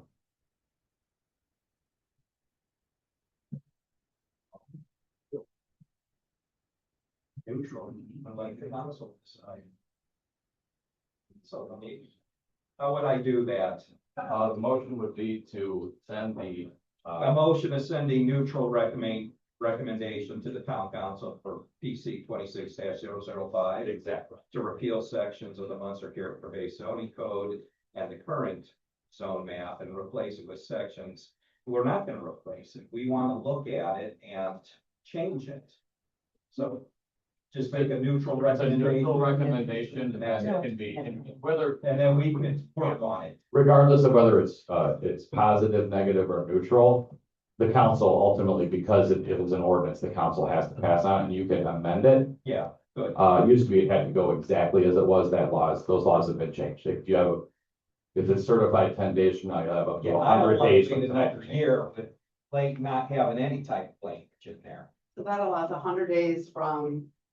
It'll be 90 days from the certification, which has to be within 10 days of tonight. So I make a motion just neutral and let the council. There's a motion. Is there a second? I'll second. There's a motion and a second discussion. I'm gonna make a comment that I do believe we need to do some more work on the UDO. I don't think it's ready for prime time. And based on what the criteria is and what the actions are, I think it makes sense to send it up with a neutral recommendation, and then the council has more time to work on it. But I don't think it's ready for prime time. Nothing, get feedback from the public. Is there any more comments on the motion in a second? Either none, Mr. Mendoza. Counselor Schinkin. Yes. Counselor Hopper. Yes. Counselor Nellens. Yes. Commissioner Brannigan. Sorry, yes. Commissioner Jones. Yes. Commissioner Rathman. Yes. And Commissioner Baker. Yes. All right, moving right along. Next up is PC 26-006, the PUD amendment for Gary Werfel with Spin Munster LLC to request to amend ordinance number 2001 to establish standards for bulk design and uses only for the Kenmare Technology Park Plan Unit Development located at the address commonly known as south of 400 to 440 Fisher Street. Mr. Mendoza. So this is a public hearing for the Kenmare amendment to the PUD. They are requesting to add bulk standards uses of design and processes to established for the proposed Kenmare PUD was established or approved as a zone change back in September of last year. Prior to that, they are submitting or as part of this, they're submitting these standards for consideration by the planning commission and a recommendation to the town council. Staff has reviewed previous emails and comments that we have received and added additional comments for expanding on the section that specifically deals with special exception uses that just identified data centers as the use and has proposed additional stringent rigorous regulations which include surety performance, sureties in place, ultimate plan, additional plans for decommissioning, and finally, also language for education should a data center for development plan be submitted to the town prior to any action occurring at the planning commission. So those are some of the recommended changes identified within the staff report, and the full report post PUD can be found online as well. Any questions for staff from the board? Is there someone here to speak on behalf of the petition? Please come up and state your name and address, please.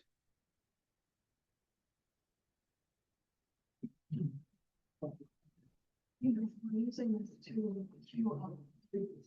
But please be.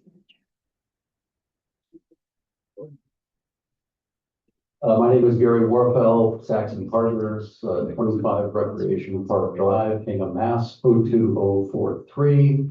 Our development entity and ownership entity is SPIN Munster LLC. Just for clarification, SPIN is Saxon Partners, Indiana. I'm an Indiana resident. I actually, but just by a little background. But before I do that, I want to just mention that I do have two other people here that would like to talk. Our local counsel is Scott Gainey, who's next to me. And also I would like to introduce Matt Reardon, who helped us early in this project with some of the fiscal requirements related to tax increment financing and the grant that we received from the Indiana Economic Development Corp for the project. I'll have them speak in a little bit. I thought maybe the best thing to do, Sergio, I think it might help everybody in the room if we could turn this and get the first slide up that shows the property. I think that would probably aid us a little bit in the presentation.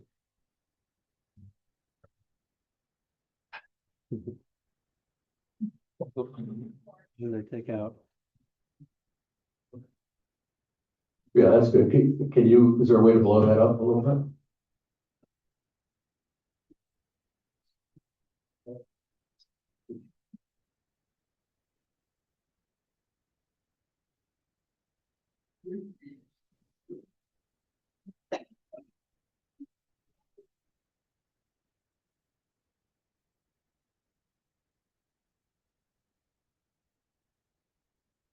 That's probably good. So first off, commissioners, counselors, staff, and special counsel, I appreciate your time tonight. I think it's very important.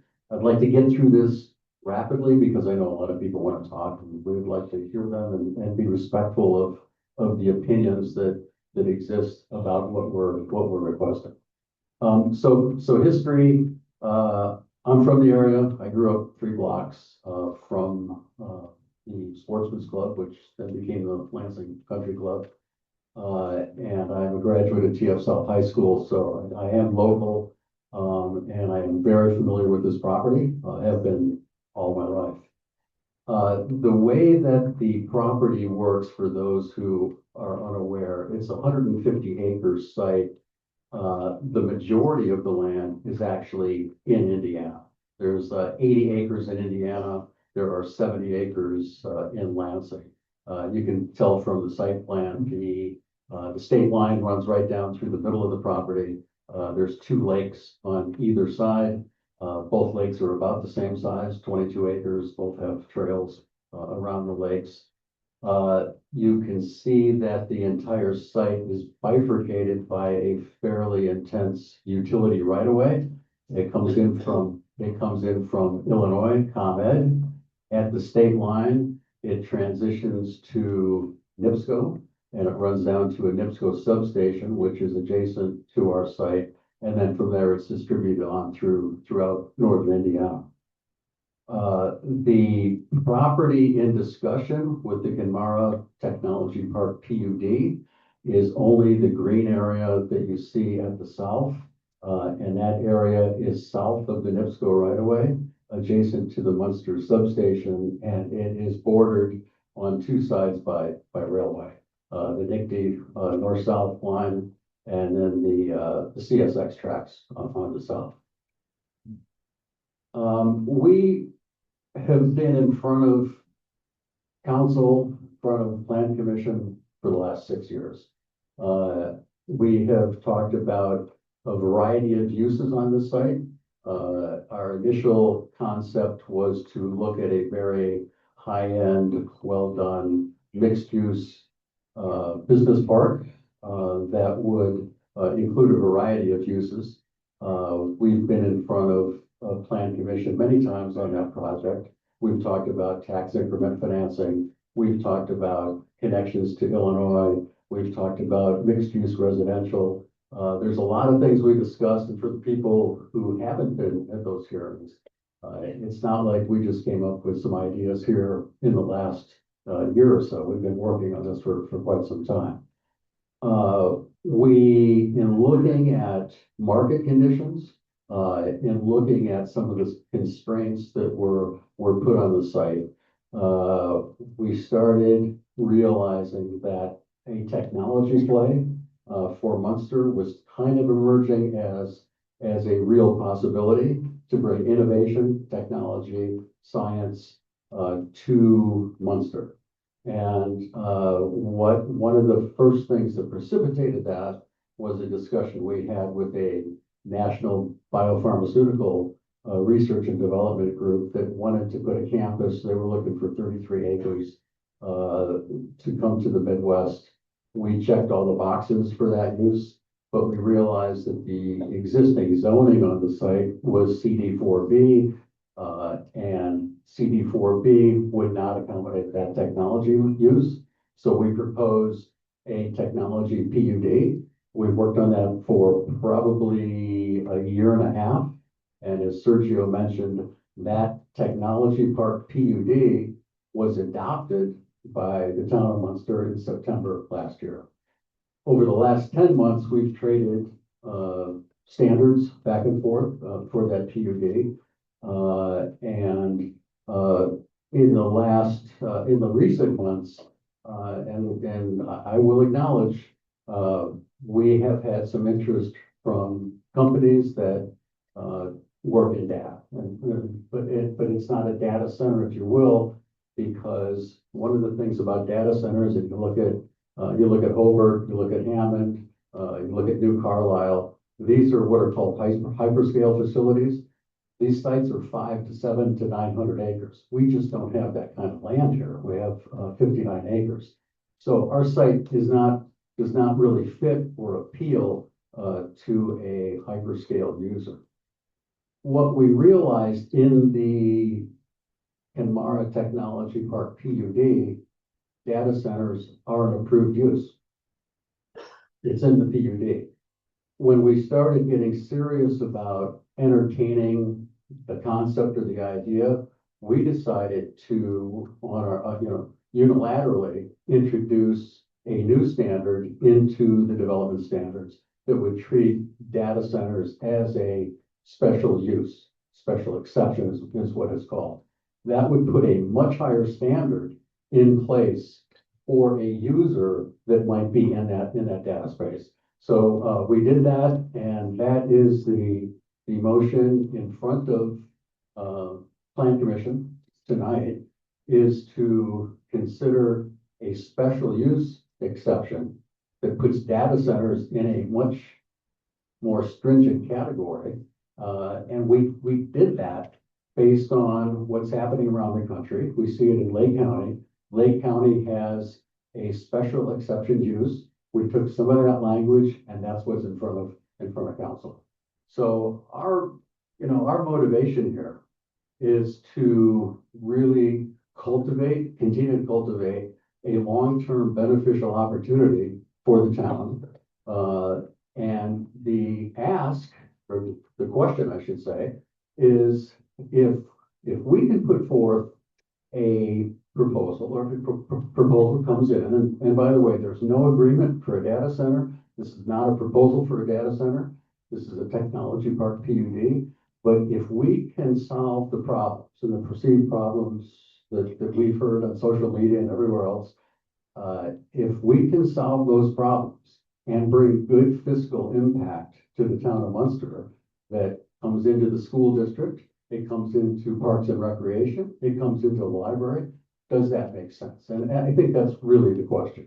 So, I would like to, maybe the best thing to do is let Scott talk about some of the legal issues involved in land use and zoning, and what this, what the PUD and the special exception really stands for.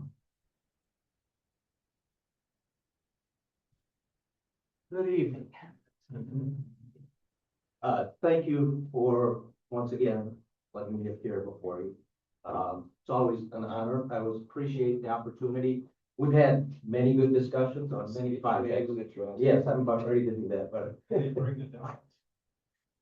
Scott Yaney, Yahne, 9410 Calumet Avenue, Suite 203, Munster, Indiana. Like I said, I've been before you many times before, probably too many to some taste. In fact, in the past year, I've had 3 amendments of PUDs for you to consider that I've been a part of. This is not something unusual. This is unusual in that a lot of folks are interested. And I choose to sit next to the podium on almost every presentation I'm a part of, so I can really focus on what the people that come up to this microphone have to say, because that's important. It's important to me. I live in this community. I've lived in Munster for many years. My office is in Munster. What we do here tonight has lasting impact. I would like to frame what we're doing, and that kind of rules out what we're not doing. This amendment that's under consideration adopts a framework under which a future application by a potential future user, not here, not lurking in the hallways or anywhere else, would come before the town and potentially present you with a proposal to consider. That's what this framework comprehends. That's why it was developed. We have proposed standards for the existing Kenmara PUD. As Mr. Warfel mentioned, part of that is it was not called data center. It was adopted the state technology park, as he had indicated. He had a biopharma use that was interested, at least piqued our interest as this is a possibility, suggested to him. And that was what was proposed, but the words were different. Didn't say data center, advanced computer, we got the words here, but advanced computer sector. That's approved right now. What became clear, however, is, part of this process is not all public, but it doesn't mean that it's concealed. A lot of what happens is, quite frankly, Sergio and I spend a lot of time exchanging email messages, phone calls, just like every other PUD project that I mentioned, including those this year. There's kind of an interplay back and forth. Hey, here are development standards. What do you think of these? We get comments back and forth. And here we've gone back and forth since May of last year. And on other projects, it's taken some back and forth because these are technical documents. We do those so that you, on behalf of the town, the residents, have certainty and a reasonable understanding of what is being undertaken, what's possible, and setting standards. Standards that are observable, standards that other people can rely upon, the property owner, the residents, the town. And we adopt those development standards as part of the PUD process. It's normal and customary. That's what we're seeking to do this evening. So any future applicant that would appear before you has to give you specific information in response to those development standards. We had a BZA meeting before we all joined for this meeting. And sometimes people can't fit within the standards, the garage, right? That's a development standard. And if they seek to deviate from the standard, there's a process to go before the BZA. And as we saw for the folks tonight, it wasn't the easiest process, and that was a 3-car garage, right? But there are people that are interested in that. So we start with the standards. We are here to talk about the standards. If we get to the point where a user comes forth, there will be separate reviews, separate proposals, plans, very detailed plans that must be submitted. There's another aspect to consider as part of this. One of the kind of the driving reasons for adopting these standards was to offer the town protection. And there was a discussion that took place. A lot of people, some of it involved Gary. We looked at other municipalities, we looked at other counties, we looked at other states, we looked at a lot of other places, including, turns out, Lake County, because they were going through some of these same advanced discussions. And this special use exception model had some attractive components to it. It set those specific standards. It considered what was going on around the country. What are the concerns? Do you meet? Are you too loud? Are you too big? Do you use too much water? All of those things can be considered. And those are the standards that you adopt, and then you evaluate what comes forth. As Gary said, this is not what is contemplated for Hobart, New Carlisle. This is something altogether different. If it even shows up, we don't know that it will. But if it does, you all ought to be able to evaluate it. But your trump card to the town of Munster is the feature that Gary agreed would be a part, it was expressed to us as a suggestion, recommendation to make sure that town controlled what happened on that parcel. And that is the independent development agreement that is a component of the proposed special exception model or program. That ultimately is elected officials making a determination to adopt or not adopt a development plan. And the feature of that is that no permits can be issued for anything to take place on that ground until and unless there would be a comprehensive agreement with the town. And part of that, and Mr. Reardon, I'm sure, will speak to you about some of these considerations. Ultimately, what does the town get out of this? What contributions would a user, whether it be biotech, whether it be a data center, what contributions would be made to the town of Munster?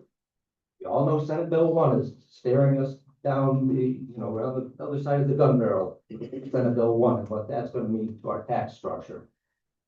How about the schools? These are where you help your community. At the very least, you give yourself an option to consider this. Whereas if you don't, that's alternative as well. Right now, there's an approved data center use. I would suggest that this town does better by putting this structure in place because it gives the town something that does not now exist. You all get to decide that. Ultimately, this commission makes a recommendation of some sort, and then it goes to the town council. Ultimately, the town council makes a determination. I won't give you too much of the legal. I've given you an extensive legal memorandum. I hope nobody read that all the way through, but I wanted to let you know there was careful consideration given by these folks to what is in your Munster zoning code, and careful attention to Indiana statutes, and careful attention to Indiana case law. And those issues are addressed at quite some length in that memorandum. And I think it quite clearly sets forth that we're in the right place, in the right manner, and we present it to you, and we've given detailed proposals for you all to consider and establish a roadmap for the town. I'll turn it back to Gary with that. Thank you, Scott. One other point, and I think a lot of people are aware of this, is when we started this process, when we acquired the land in 2020, access was our biggest issue. There is no access to the Indiana side of this property from Munster. It just doesn't exist. And so we spent a lot of time with NIPSCO. There's a 150-foot NIPSCO right of way, which is their most sensitive utility infrastructure in Northwest Indiana that runs right through the property. Underground gas lines from Texas, overhead 345 kV coming from ComEd, and their first response to our question about roadway access across that right of way was no. And we spent 4 years, and we worked closely with commission and council. I think you all remember this, development agreements. We do have a phase 1A development agreement. We were able to get NIPSCO to deed a 114-foot right-of-way to the town of Munster so that we can activate the economic development possibility and the fiscal impact that this site might have, no matter what it is.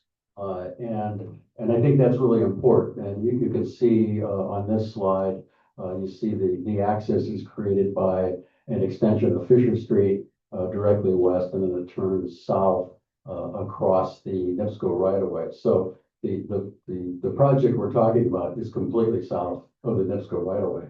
And so what I'd like to do is introduce Matt and just to talk a little bit about what the activation of that parcel of land can do for Munster and why fiscal impact is important.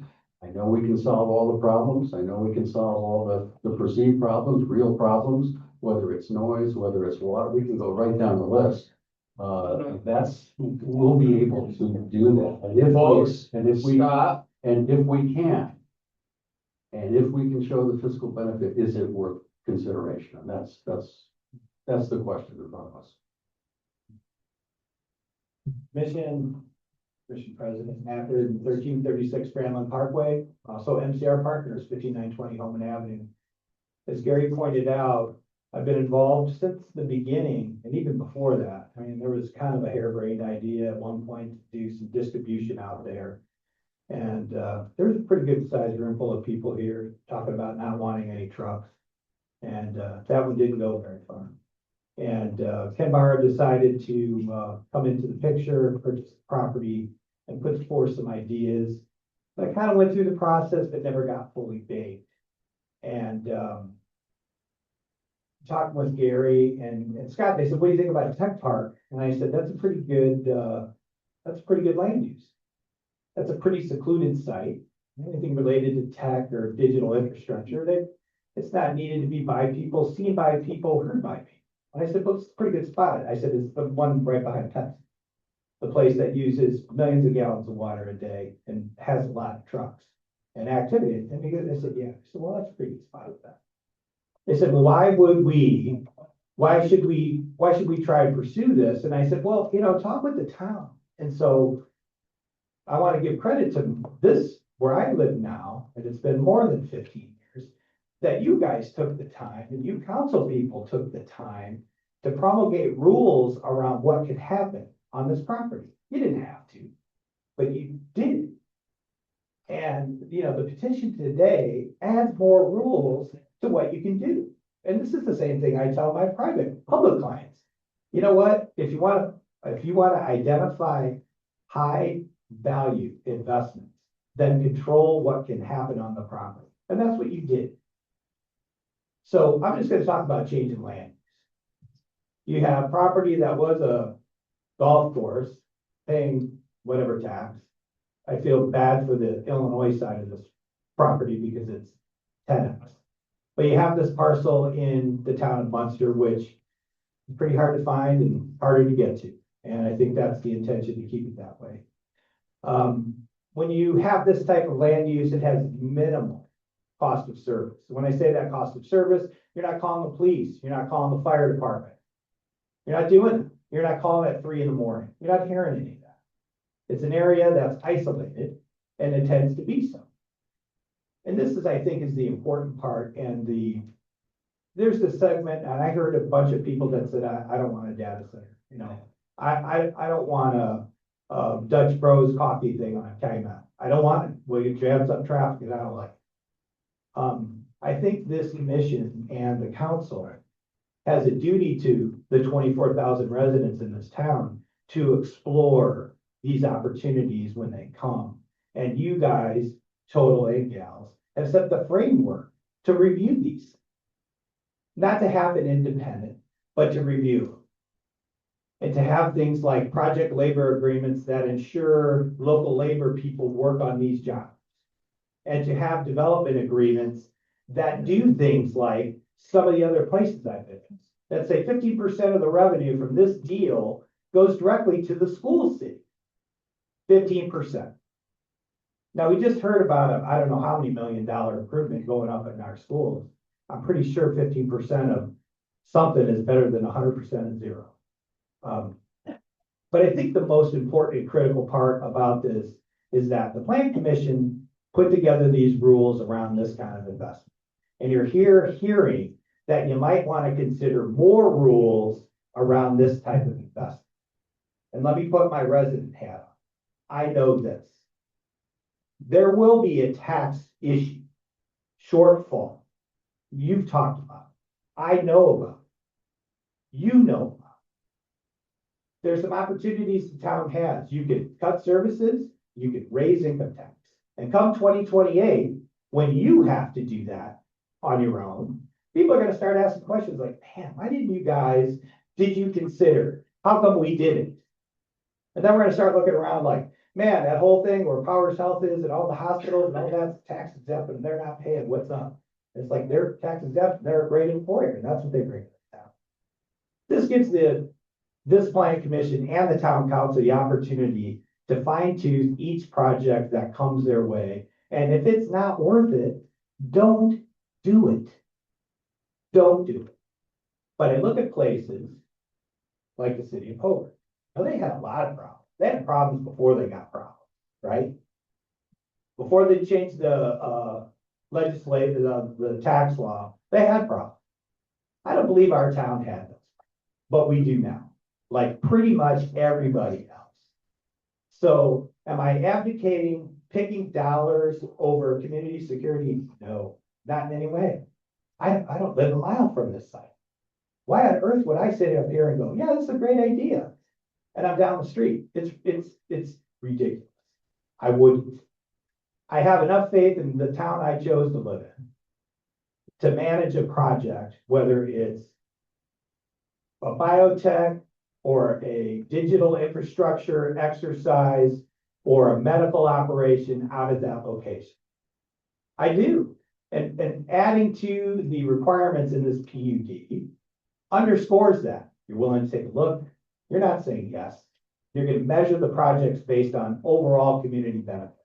24,000 people.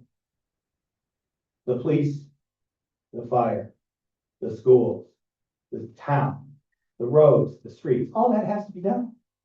The money does have to come from somewhere. And if it doesn't come from project growth, because Munster doesn't have the ability just to annex, say you guys annex 400 acres, see what you do. You don't. Munster's in a tough spot. They have to do redevelopment and they have to maximize the available property that's there. And I think what's being proposed here allows the Plan Commission and the council to do just that. And I'd urge you to consider this strongly. Thank you. Thank you, Matt. One quick comment, and then I'll turn it over back to commission so that we can receive some public comment. Just to summarize, this standards, this petition application in front of you is not for a data center. That's not what this is. What this is we are requesting and recommending more stringent standards for technology uses that could come over that would bring fiscal benefit and will basically negate or minimize any negative environmental impact on the site. That's what we're asking. So the question before you and our recommendation and what we hope you will do is take this recommendation and move it to town council so that town council, elected officials of the town of Munster can consider it, and we can have a little more discussion. We are in favor of the staff report and what was recommended. We have no issues with that. We have no issues with, more stringent standards. I think you know that.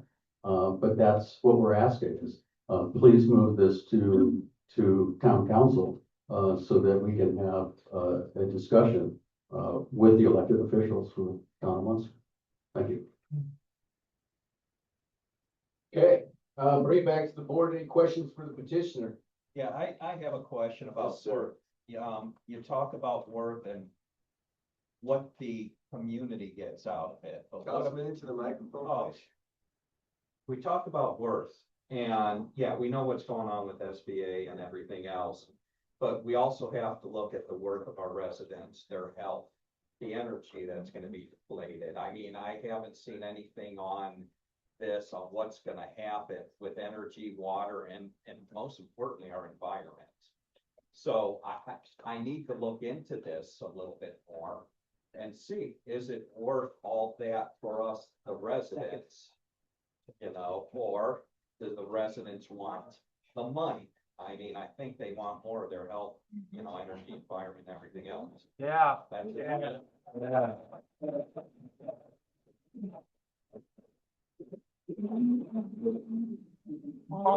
I agree with that 100%. I agree with you. If we can't jointly work on a use that eliminates any negative environmental effect, why even talk about the fiscal benefit? I'm with you on it. A couple things with regard to electricity and water. Electricity. NIPSCO has a policy that's out, and I'm going to send it around. I was just informed about it today. And also the Indiana Utilities Commission. Any large-scale user will pay for all of the infrastructure that's required to support that load. This is just a fact. Yeah. And I want everybody to see this. It's available online, and I'm going to send it around. I found this out today in a conversation I had with NIPSCO. What's projected is there's $1.4 billion from large users that are coming back to the residents of Northwest Indiana.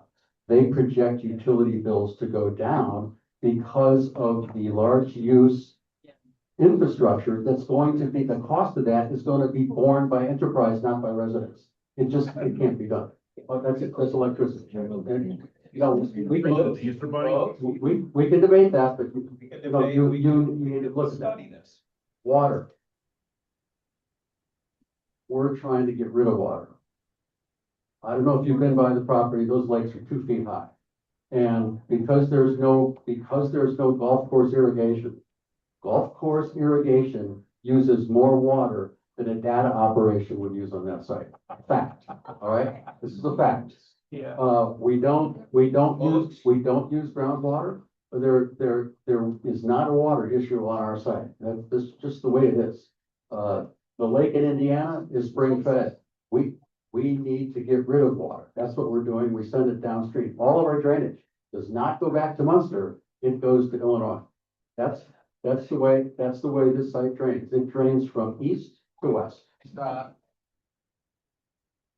We could go right down the list, but let's let people talk. And I just think that in the light of social media and some of the emails we have, there needs to be a better education campaign. We're happy to be part of that. We need to get rid of the misinformation and we need to bring up. Yeah. Any other questions for the petitioner for the board? All right, folks, this is it. Let's do the public hearing. I'll open that up. We have a process with the cards. These are the tan cards. We're gonna start with number 1, and then if you could line up the first 10 or so, and then we're gonna, if you have to head out to the hallway. 50 plus so far, so here's what you're already saying. Just the first Take 10, that the into rest of you can stay seated, and then once we get cycling. Yeah, me too. Good evening, Planning Commission. My name is Jonathan Peterson. I live at 10340 White Oak Lane. I'm also the fifth ward councilman.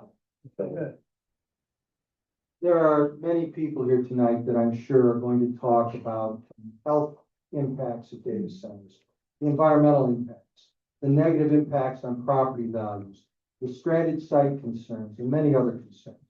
I'm going to speak specifically to this amendment. This amendment represents a mechanism for the developer to force a data center on us. I have shared with you my research on this. The controlling case law is Maryville Board of Zoning Appeals v. Public Storage. And this is how it works. The developer has shared that this is a special exception use. And in order to make it work, you have to set conditions. And once those conditions are established, if any petitioner comes in meeting those conditions, the duty to issue a permit is mandatory. And I'm going to point out one other thing. The developer said, aha, you always have this development agreement as a fallback. Well, we all know that a development agreement is merely a mechanism for the town to provide benefits for a developer. The development agreement is only necessary when we are giving TIP grants and other things like that. In this particular instance, if we set these conditions, the developer can say, aha, I don't need a development agreement. I waive that requirement. Give me my permit. There's a reason that this process has been moving at light speed and that the developer and his very, very smart advisors and professionals are urging us to move forward because they know, and now all of we know, that if this amendment is passed, they now have a mechanism to force a data center on us. And I think we don't want that. I know I don't. So I urge the Planning Commission to consider an unfavorable recommendation back to council. If the developer is serious, he'll have a conversation with us about what we really want. Thanks.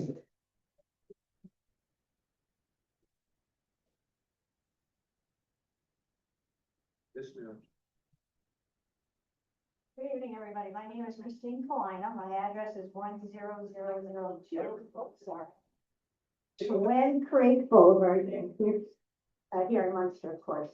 So all of you were elected by the citizens of Munster to do the right thing for all of us. We trust the town council. So with all the cons coming out about data centers in general, with towns across America fighting data centers, how is putting a data center in Munster, in a residential town like Munster, in somebody's backyard, apparently, even a consideration? So I say, even after listening to the developer, I say, put the whole thing to bed, pass an ordinance now to ban data centers. If not, why not? Explain to us why not. Why cannot we do that? Thank you.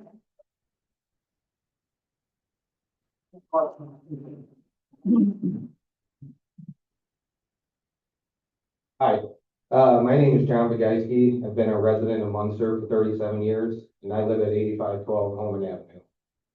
Good evening, town officials.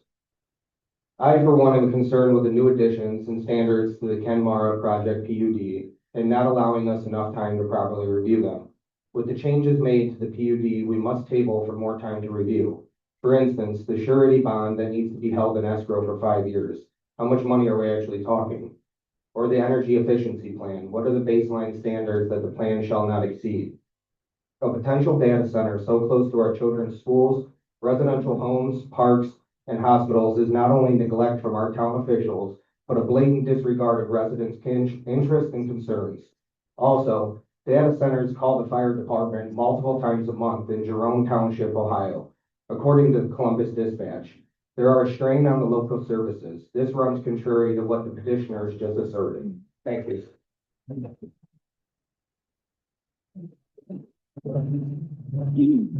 Dave Grabarczyk, I lived in Munster for 30 years, and I'm just gonna shoot from the hip here and wonder about these tax breaks. Where are they gonna fall on?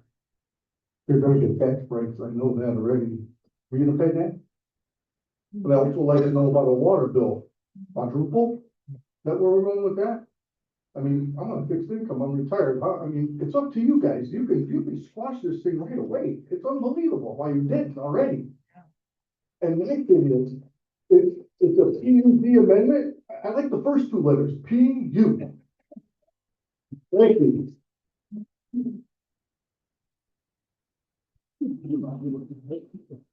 Ellen Dunn, 443 Fisher. Sergio, can you put page 3 up? Page 3. Permitted uses.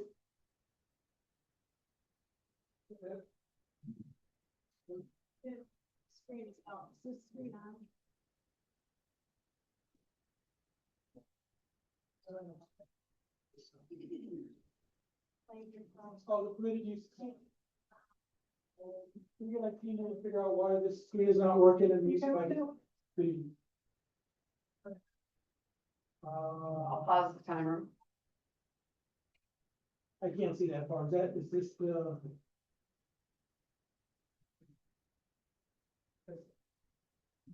Page 3A, permitted uses right there. Okay. So they're telling you in this paperwork right here exactly what's going to be happening in these data centers. You're going to have data communications, and then can you page up a little bit? Page up. Biotechnology, which is any technology that uses living organisms, cells, macromolecules, microorganisms, or substances from living organisms to make or modify a product. Biotechnology does not include human cloning or stem cell research. Electronic device technology. Okay, we are being tracked already by our cell phones and by the flock cameras that are on Harrison and all the cameras in Walmart. This is what these AI data centers are, is to put us in a digital prison. We already don't have any privacy. If you take this money, none of us, all of us will be living in a digital prison. There will be, this cop won't have a job. You guys will be out of work. AI will take over, and we're done. We're done as humanity if this passes. I don't think you people quite realize how important. This is where the rubber meets the road. This is it. You cannot pass this. These guys are lying to you. Who cares about money if you're going to live in a digital prison?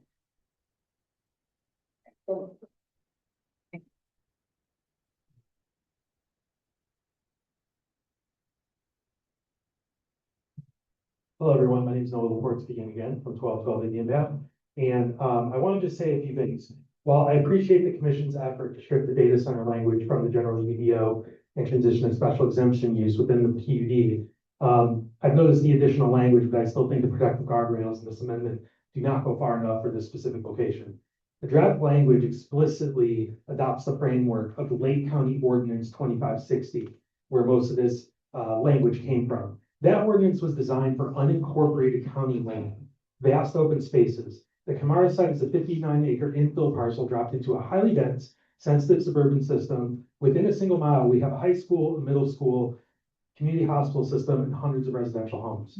Unincorporated rules cannot protect an urban neighborhood. I urge the commission to strengthen the language. There are multiple things I could say. I'm going to say three. The setbacks are inadequate for residential. There are vague noise protections. I've heard rumor from some people that, oh, we're going to do more landscaping and that's going to fix noise issues.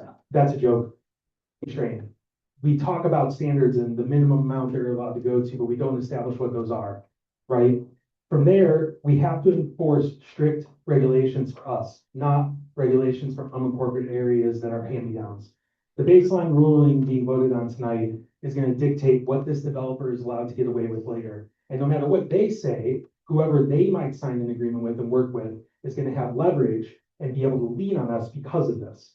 If we all have weak baseline and weak standards, then the town's leverage during the special exception is going to be weak. We need time to evaluate these changes. To be frank, I don't care about the market conditions or restrictions. I care about the residents and what's here for us. There isn't a way to make this work. I don't trust any tech company and what they're going to lean on the city with their limited resources to do in the future. We need to be able to say no, and by approving these standards, we aren't able to. Thank you for your time.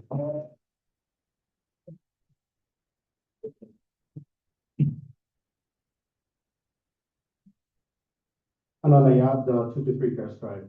Good evening, my neighbors. Good evening, council officials and town officials. Since our last meeting, the planning department has issued additions in the form of recommendations for the PUD and standards for the Kennemark Technology Park.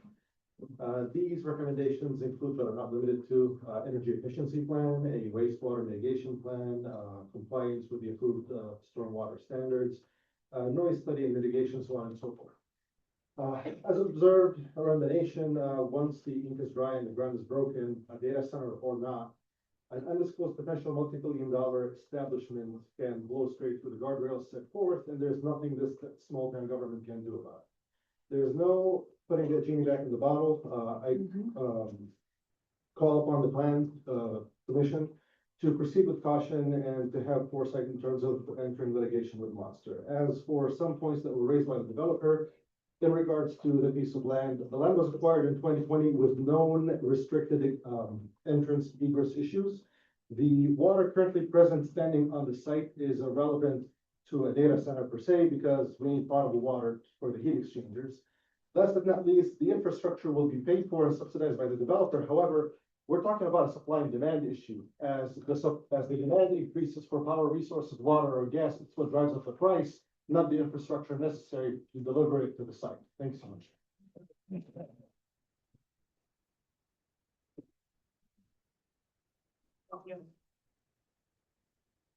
Hey, my name is Terrence Middleberger. I live at 84464 Forest Avenue. I'm here specifically to talk about what the developer said about the area not being desirable for a data center, that we shouldn't worry about it. So I'm not exactly an expert, but according to my research, the average size of a data center is roughly 100,000 square feet or less than 3 acres.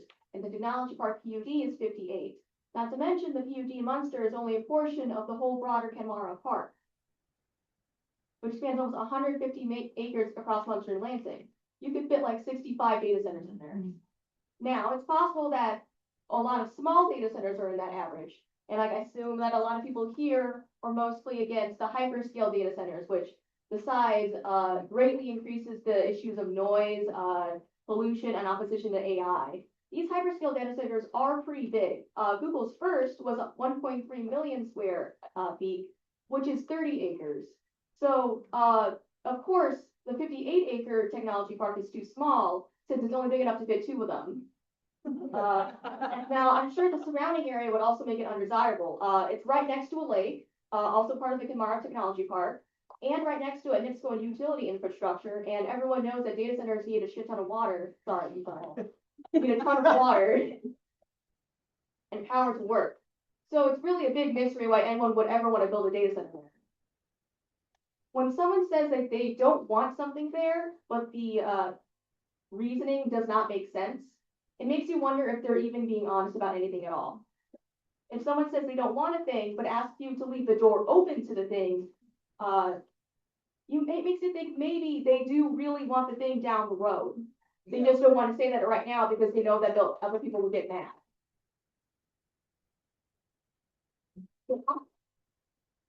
So I asked the Kamara Technology Park is not given a special exception for a data center. I asked if they are banned entirely.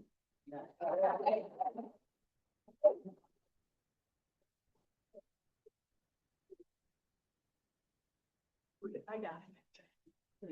Thank you. Hi, my name is Freddie Middleburger. I live at 84464 Forest Avenue, Muncie, Indiana. And that data center would be right in my backyard. Okay, so my main concern was there's a lot of technical stuff people went over. I can spare you that, I didn't do that. I just looked at how does a data center impact people in the area. Okay, so from interviews, from researches, and any other thing that I could find, and I studied quite a lot.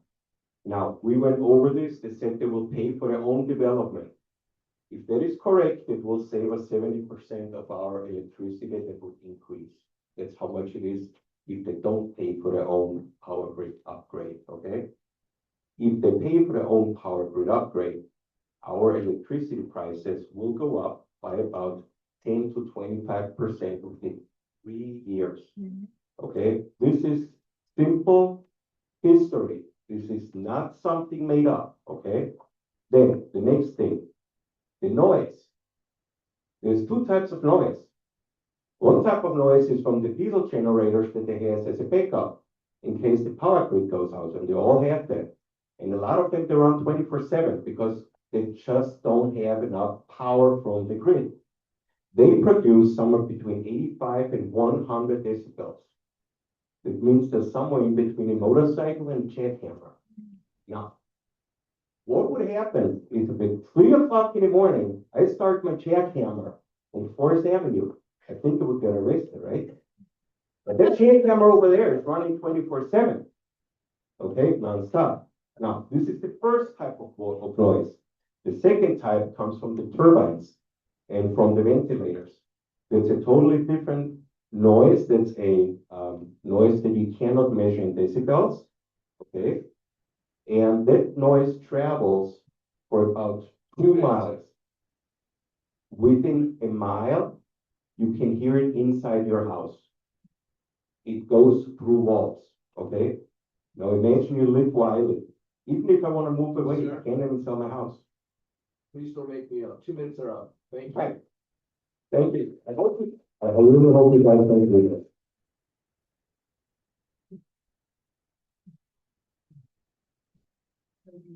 Hi, my name's Josephine Middleberger, and I live at 8446 Forest Avenue as well. I've lived here since I was 5, and I grew up in the town of Munster. I'm now a college student at PNW in Hammond, so I reside in Munster full time. I go there for nursing, in which I plan, or at least planned to, work at Community Munster Franciscan in Munster. All that to say, I am an active member of this community, and I'm an important representation of the population within Munster that chooses whether to stay or go. I am the first wave. I would like to draw attention to the 2 elementary schools within reach, one of which I did attend, of the data center, which take care of children, not only that look just like yours, but also who have special needs, who deserve to go outside and play with other children, not just because they have sensory issues, so they have to stay inside all day. Not to mention, you're asking parents to allow their children to be lab rats on the mental effects of growing up in such an environment with such loud, constant noise in which they already can't sleep well. I would also like to draw attention to our sick patients at Community or Franciscan down the street, literally down the street from the data center, whose health may be affected from the environment. Or if all of our best healthcare professionals leave due to constant disturbance to our family, what will be left of our hospitals and who will take care of us? We have a duty to protect our vulnerable populations. I say this in regard to the fact that the PUD would prohibit, quote, any environmental nuisance that cannot be mitigated, end quote. When I hear this, I hear a lawyer or representative arguing against the neighbors who are affected directly, saying that the noise pollution isn't technically an environmental nuisance, that they haven't technically violated anything yet, which hasn't even been put in place.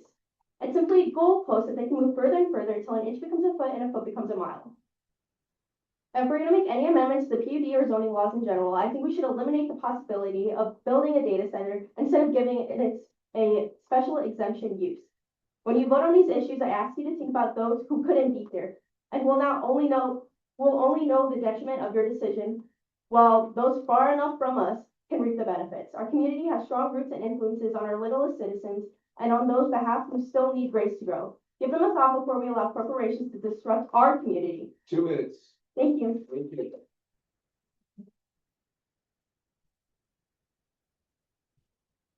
My name is Ashley Cook. I live on 36 Timrick Drive, so it is my backyard. We have a bike path and then we have the Lansing Country Club.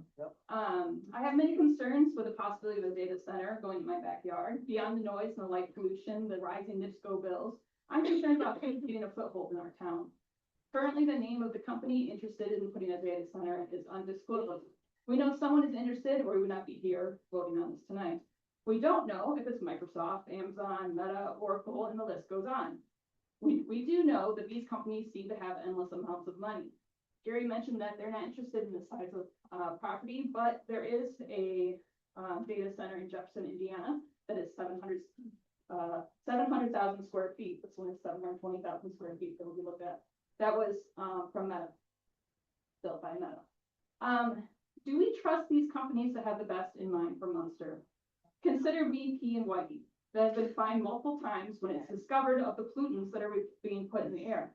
They were fined $40 million in May of 2023 because it was discovered that they underreported emissions and failed to implement proper pollution controls. It has been said that we are putting extra requirements in PUD, giving it teeth. How will we, as a small town in Munster, be able to hold up to these huge corporations and keep them accountable? A quick internet search will tell you that Meta is being sued in multiple states because of the knowingly using social media features that addict and harm young children. It was not until many lives were lost that they were held accountable in courts. We cannot trust these large companies to have our town's best interest in mind. I don't trust NIPSCO. I don't trust Meta. I don't trust Amazon. But I really want to trust you guys. I want to trust the people that live here, that are making the decisions for us. Yeah. And I ask that you do that with people in the town of Munster, and I know it comes down to money. I know they write big checks, and we have downfalls, shortcomings, and I just ask that you consider our health, like what George mentioned earlier.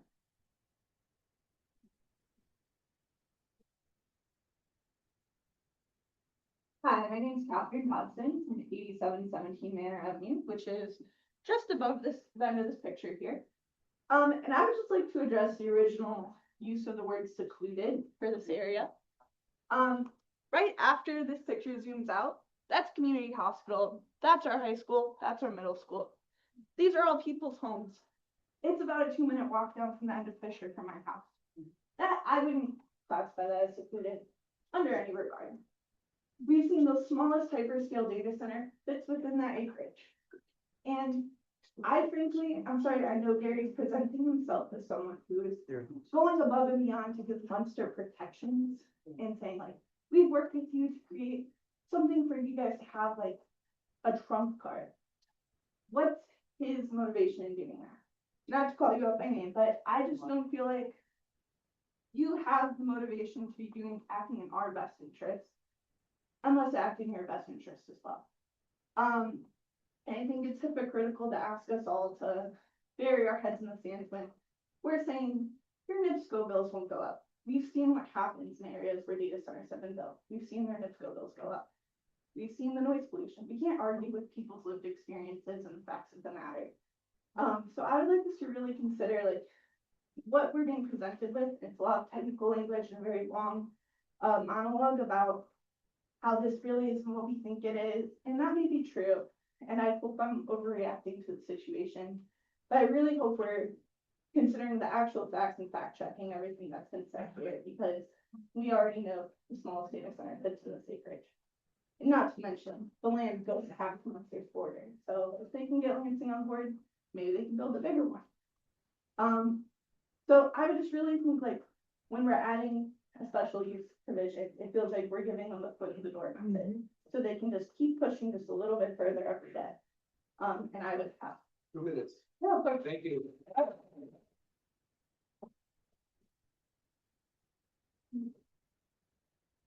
My name is Rebecca Dodson. I live at 8717 Manor Avenue.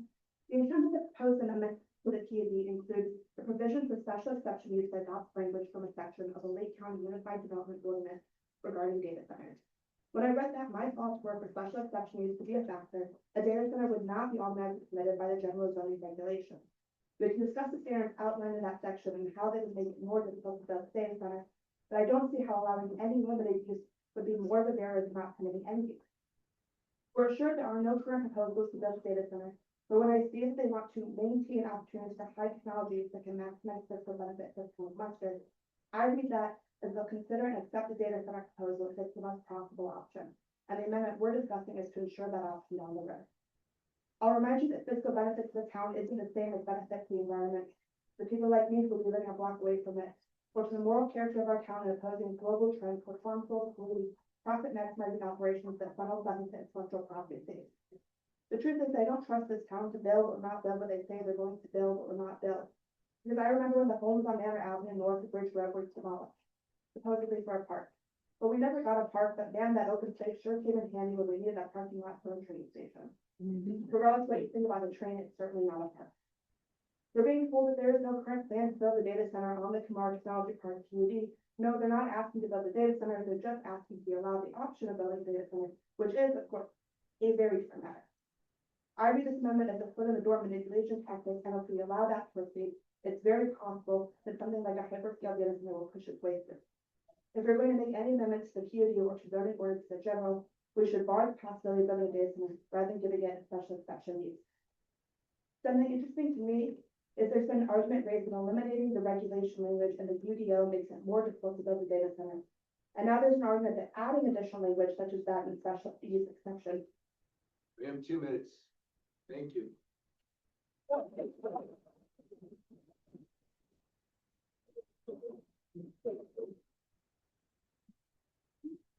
don't want to be too. I like that shirt. Okay. My name is Donnie Ward. I live at 322 South Sunset Drive, Rensselaer, Indiana, Jasper County. I grew up in Get closer. I grew up in Lake County, and I have friends and family that live in Lake County. I'm a great grandmother, a Ripsco Union retiree, and a retired farmer. I'm here today to address the concerns about the noise, water pollution, and heat from the data centers, and the energy use from the data centers. On December 15th, 2025, the Jasper County Plan Commission voted unfavorable for a data center rezone. But on February 2nd, 2026, the commissioners voted yes. So anyway, thou shalt not covet thy neighbor's water, peace, air, and land.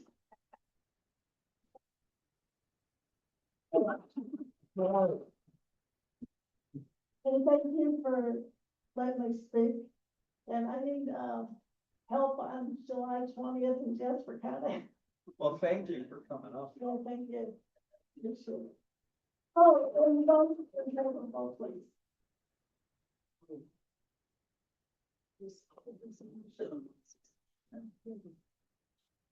My name is Adovich 8605 Coleman Avenue. Not a very secluded area right here. I don't care how many trees and bushes and stuff you put. I'm right next to this data center that these guys want to build. You guys are here for us. You should be concerned about me, my family, my kids, and all of our health. Everybody that's sitting here, we're all concerned. You're concerned about water detention. You're concerned about somebody's garage. Be concerned about my health. The kids wrote a sign today, and we stood out here on Ridge Road, and we said, protect our future, save our neighborhood. We deserve clean air. Don't trash our town. We say no. Kids like us deserve clean air, all right? Scott over here is telling you, by me telling you what I intend to do, I'm telling you what we're not going to do. No, Scott, by telling us what you're not going to do, tells us what you will not do in our towns. Yeah, I am speaking to all of you guys. Over there, the gentleman in pink, he's telling us we're not going to be using water, no electricity. Well, let me tell you, these buildings that are going to be powering these data centers are 20 to 25 feet long, 8 to 9 feet wide, 9 to 12 feet deep.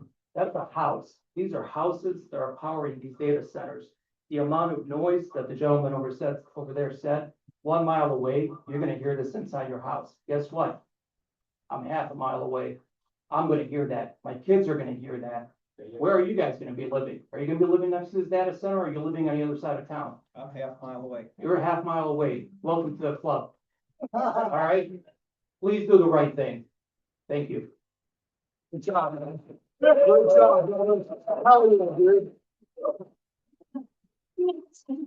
You're up next. Here, I'll take your little ticket. Thank you. I'll take your ticket. Where's a lucky number? Right?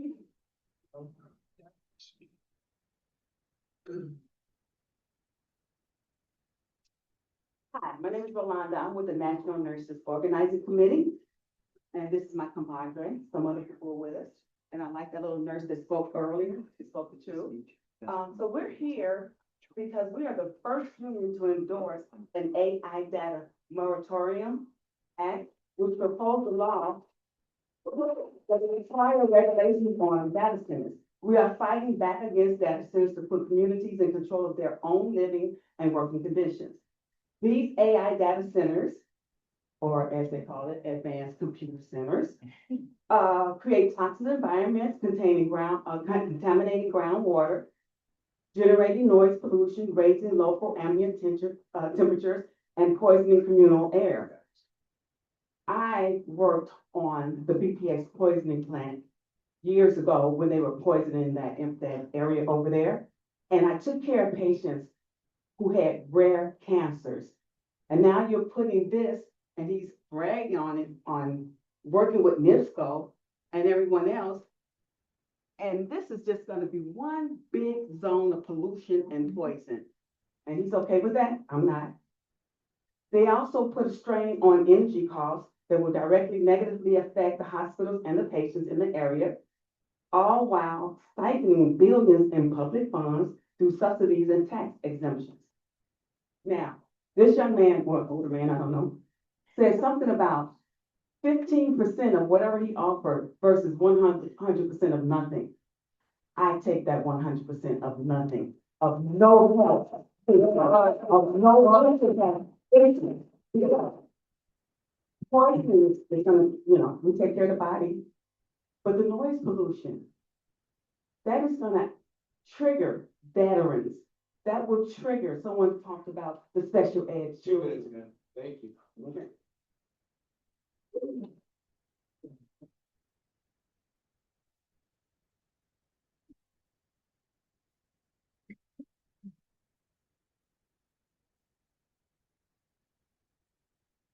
Hear me?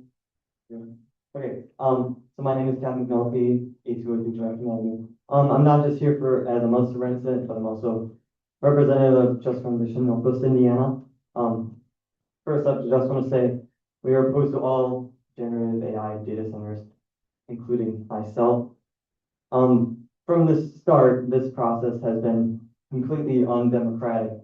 We have our wonderful developers saying that they're discussing this behind a curtain, that we just have to trust them that they're going to work in our best interest. And we've seen time and time again all throughout the region that these developers lie to our faces. I'm not the one to lie to someone's face, right? I actually have respect for other people. But these data centers, developers, they lie just to get their foot in the door, and before it's too late, we have a data center. So if we want to actually make sure that there's no data centers in Munster, we have to ban all generative AI data centers.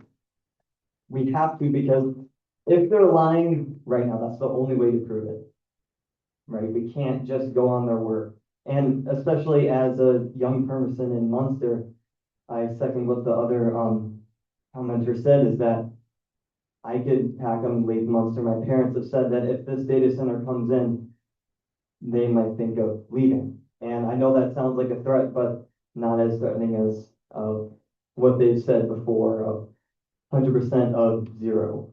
So it's either we get this money and a lot of people lose faith in what Munster can do for them, or we say no and we actually turn to the community that has shown up today. Thank you.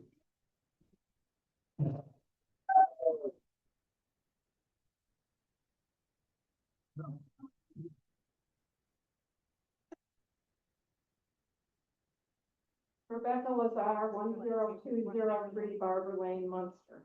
Indiana Governor Mike Brown tells Hoosiers data centers are significant drivers of economic growth. At the same time, municipalities are being squeezed financially. The way I see it is that squeeze is intentional to make municipalities think data centers are a way out of their financial difficulties. Data centers are marketing illusions by private equity firms backing developers. They talk jobs, construction jobs, which will be for contractors from outside the area. Installation jobs, which will be for contractors from outside the area. In canvassing with the No Data Center petition, a man told me, I set up data centers and I don't want a data center here. Last month, a member of this commission said there would be jobs created or credit for MHS students. Not gonna happen. Even if it did, it's a handful of students while property owners lose property value, endure all kinds of pollution, and could face higher electric and water costs. I got this flyer from the Munster Water Department the other day. Every drop it counts. Every drop counts, it says. We ask that all our customers help us protect our water sources, which are the heart of our community, our way of life, and our children's future. They'll tell us the data centers will be closed loop so they can build it, and by the time the trucks are on site and trade unions have their contracts verified, they'll say, oops, that closed loop system is too expensive, and now it's going to be open loop. But you can't stop it because we've already broke ground. Every drop counts, but now there goes our water. If this technology collapses or shrinks, who's going to be left with a cleanup, like happened with mining companies and paper mills? It'll be the taxpayers. If data centers are so great, why have no residents of Munster requested one? And they do seem to pop up under cover of darkness.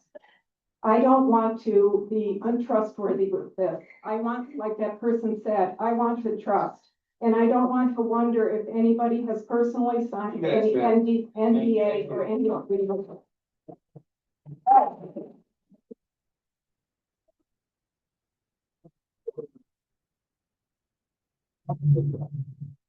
Good evening. My name is Adam Shaheen. I'm a born resident of Munster, Indiana. I'm a business owner. I'm a general contractor, also a builder.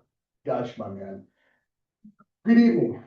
I want to begin by saying that I support economic growth and responsible development. However, I have serious concerns about placing this data center in our community. And I ask that you carefully consider its long-term impact before approving this project. First, data centers can require enormous amounts of electricity and water depending on their design and cooling systems.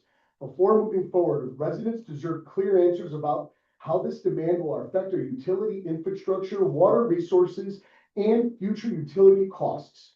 Second, we need to consider the quality of life for nearby residents of Munster, Indiana, and our surrounding towns.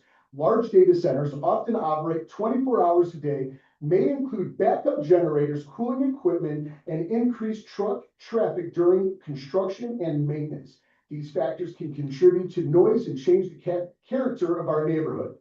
Third, while the data centers create construction jobs and some permanent technical positions, they generally employ far fewer people than other commercial developments occupying a similar amount of land.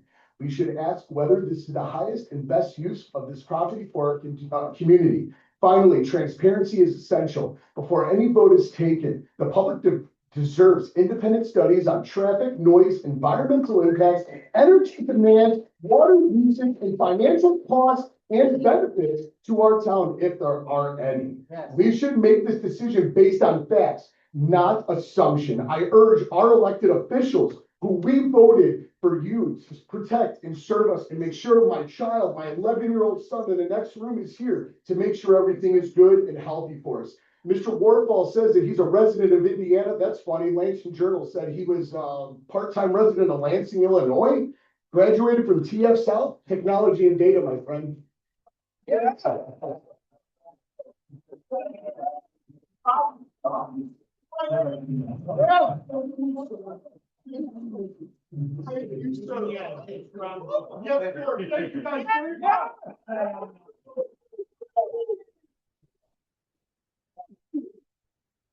My name is Catherine Teravich. I'm at 8745 Janeway Court at Stone Ridge Development, Munster.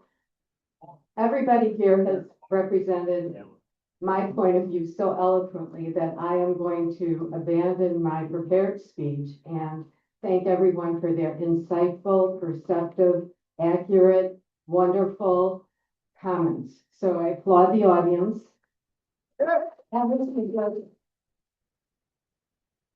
Instead, I'm going to share a story. My husband and I are looking into our senior years. Stone Ridge, as most of you know, is a 55-plus community. We bought a condo there 18 months ago because we have family in Munster and Hammond, and we thought this would be a great place to spend our senior years. And we were looking forward to peace, quiet, serenity, a lovely, quiet neighborhood, convenient transportation, wonderful green space, nice walkways. We can ride our bikes to our grandson's house. On the bike trail, we walk on the Pensy Greenway with our grandsons, and they love having 1 foot in Illinois and 1 foot in Indiana at the same time. So that's been a lot of fun. I am disheartened and I feel betrayed and disappointed to learn of the Kenmara Technology Park development. We are looking at spending our senior years with noise, dirt, dust, construction, road work, bulldozers, trucks, and all of the pollution and quality of life that takes away. And so we don't have a lot of years left to enjoy. We survived COVID. We lived through, COVID like all of you did. And I just don't want to waste my senior years putting up with the technology park in my back door. I will sell my condo and I will move somewhere else. And I am sorely disappointed. 2 minutes, ma'am. Thank you. Thank you very much for this meeting.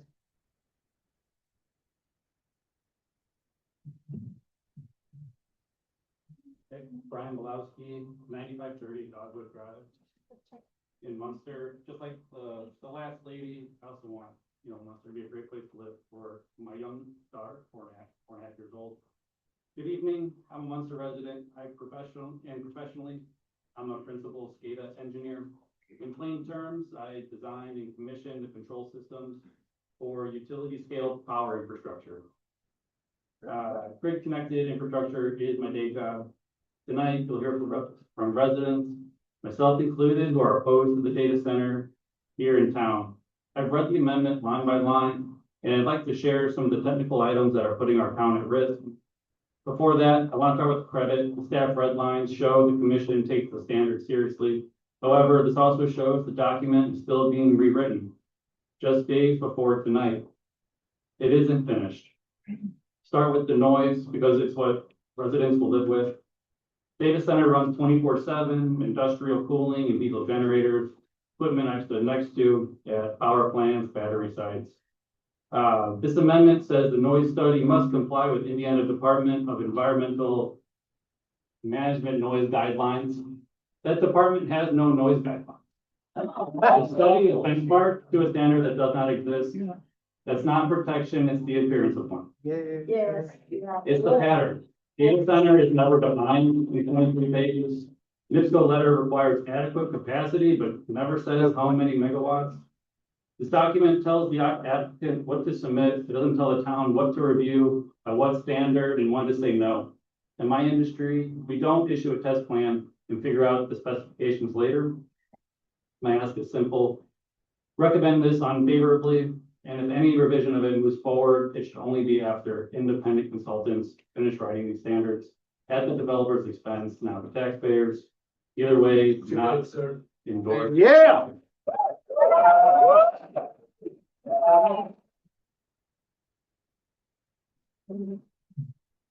Good evening. Thank you for your time. My name is Mary Paul, and I live at 18250 Oakwood Avenue in Lansing, Illinois, also referred to as the downspout of the data center project.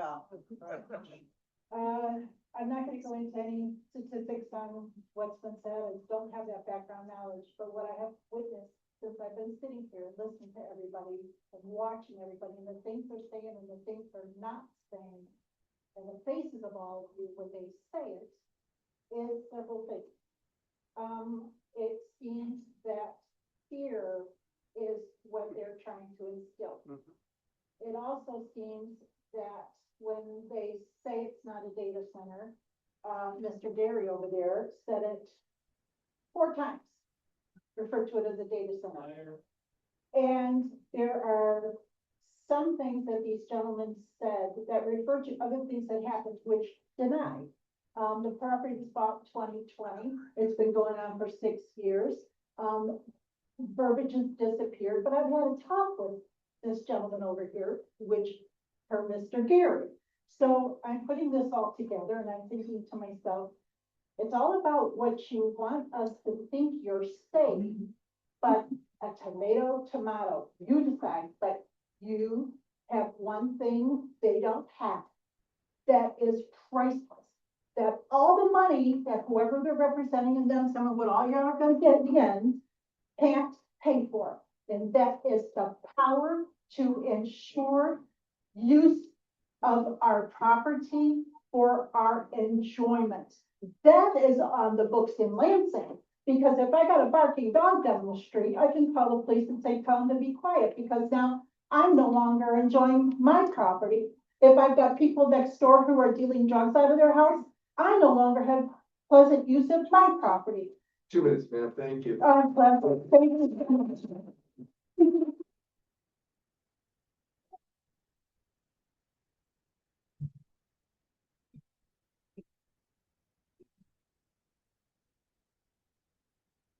My name is Connie Karras. I live at 211 Maple Lane. That's 2 blocks north of Timrick and Fisher. My family moved to the Knickerbocker Manor subdivision 56 years ago. I now own the home that we moved into when I was 4. I love Munster with all of my heart and soul. I have a question. How on earth did Munster become such a wonderful community without a data center? How? We all know it's beautiful, it's wonderful, it's prosperous. We have one of the best school systems in the whole state. Got the best police department we could ever have. I love my neighbors. We are a family. But I'll tell you, this is a tough one because I think we all deserve wellness. We all deserve comprehensive wellness. And it hurts me when people want to put profit before people. Sure, these data centers are windfalls. Oh my goodness gracious. Look what they're doing. One example is Elk Grove Village. Somebody sent me a video recently of the Elk Grove Village Mayor Johnson tooting his horn about all those data centers that they have there, all 20 of them. Well, guess what? They're not anywhere near residential areas. 5 more are in the making. But you know, there is one that has the residents up in arms, the Next Star Media Group one, because it's supposed to be going near residential areas. And guess what? The residents are pissed because they know it's not in their interest. There are so many more ways to generate tax revenue. I know that Munster would love this windfall, and it's an easy way out. Please, please put the residents first. And I'm going to close. I don't have much time. Please don't cut me off with this. I'm a United States Marine Corps Desert Shield, Desert Storm veteran, and all. Everybody knows and the police know too. When those fireworks go off, I am a mess. I love my quiet home. I would not be able to deal with the sound, the noise pollution, the air pollution, but mostly the sound. Yes, ma'am, thank you.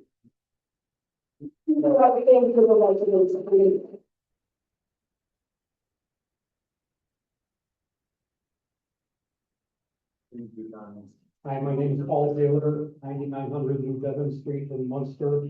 I took some notes from the earlier presenters, so it's my comments will be kind of random, but I'll try and make sense out of them. Until yesterday, I didn't know who Ken Mara was.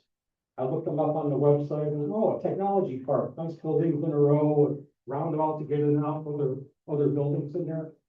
You got my attention. Didn't see anything on the website, the Mara website, about a data center. If the data center wasn't part of the main point of the project, then why are we all here? Somebody had mentioned energy costs will go down. in the checking that I've done, that's not true. They're all gonna go up, supply and demand. What they use is just gonna drive up what we have.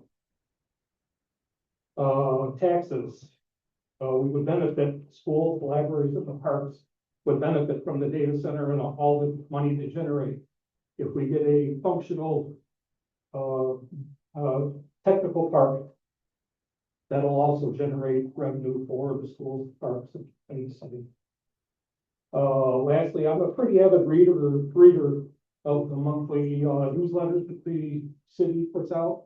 And I'm wondering, I don't remember seeing too much, Kenmara project in the monthly newsletter. Perhaps a paragraph on current status would help everybody else here. Thank you.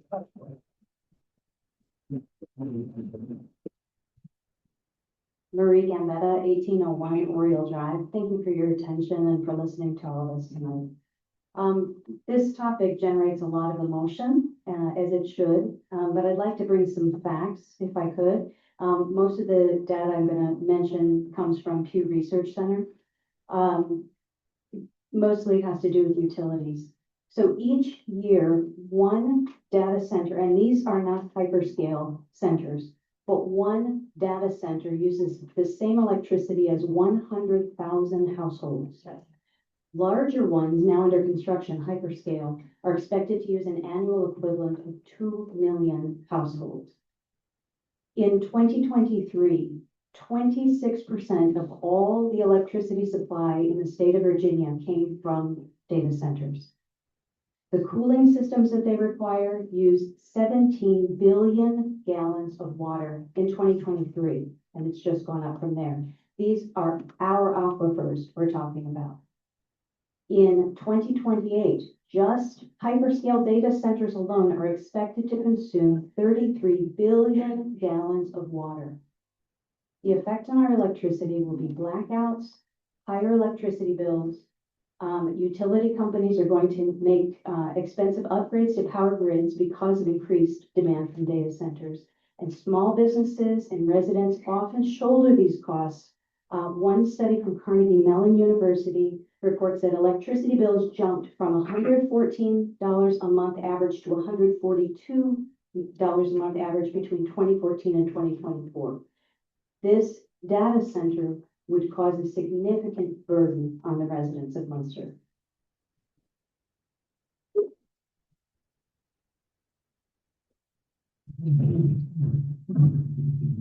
Nate Zimmerman, 1720 Alta Vista. You guys really stepped in it because, I am accused of being a cynical person. And I have said many times to anyone who listened that Americans don't give a crap. They are not engaged. They do not care. Look at these people. I have to apologize to the entire city because of you guys. So I'm going to do the first thing is I'm going to tell, this is how I was raised. When you're trying to tell someone they're wrong, you have to start by admitting something that you've done that's weird or wrong. So I learned how to crawl backwards. Okay? I'm a weird guy, but I also work in cybersecurity where what we do is trust but verify. This plan is not verified.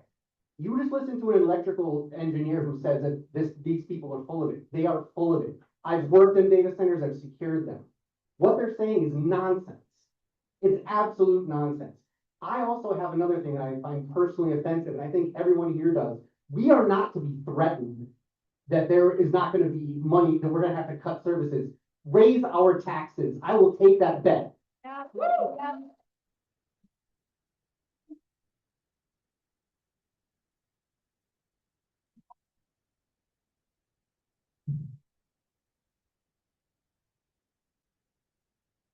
Hi, I'm Jeffrey Parle. I live 10418 White Oak Lane, apartment 2A. I've been living here since I was 1 year old.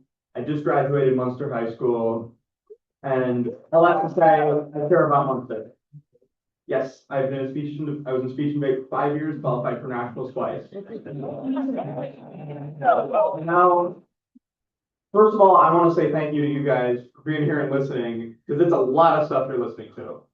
With that being said, when I first came into this meeting, I wasn't fully sure what exactly was being planned. But I was told that the people in charge of these plans would explain it.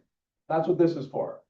Instead, when they finish talking, I find myself more confused than when I started. Yeah. That's because what I figured out was that their goal is not to explain it to us. It's to obfuscate and complicate it to us. They waited until several minutes into the speech to even address the possibility of a data center. They call it a technology park while failing to explain what bids they actually have to build there. They wouldn't make a plan to build something there if there weren't bids to build things there. That's because they know that the things they plan on building are things we don't want. Ultimately, their reasoning just does not make sense. It's a great space for a data center for a developer living miles and miles away. It's a terrible space for the people living there. They say they don't want it, but as some previous speakers have said, they also leave the door open for it. They talk about possibilities and leaving possibilities open. They don't say what will actually be built. It's because they know that giving a straight answer will make your vote obvious. They say that they want us to have a reasonable understanding of what they're doing. But that's simply not true. If that were the case, then their speeches would have said directly what their plans are 2 minutes, sir. and what they intend on building. Thank you.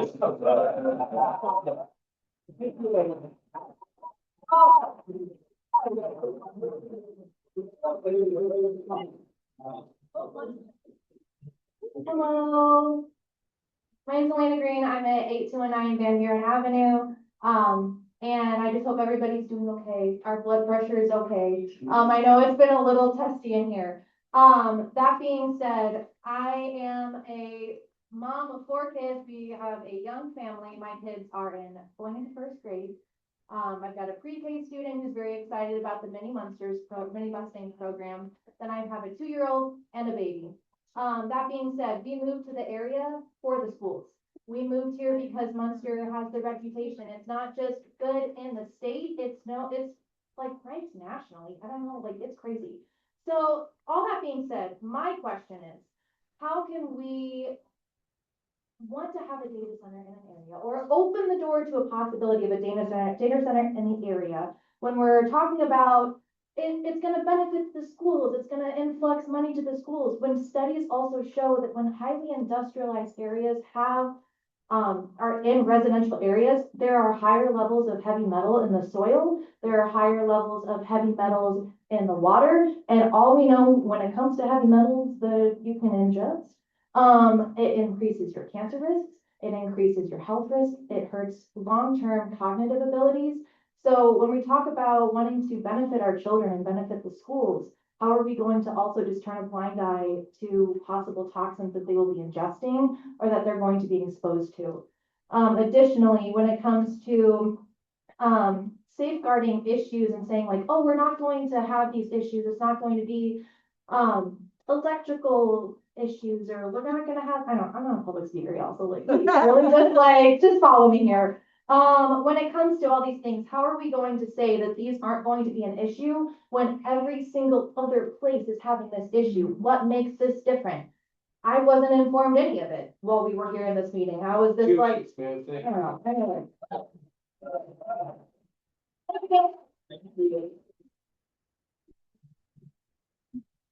I'm Mike Thompson. I live at 225 Timmerick, which is less than 500 feet from where this thing's going in. And I just, the noise is just gonna drive me nuts. And everything I've looked up on this, and it's the same everywhere.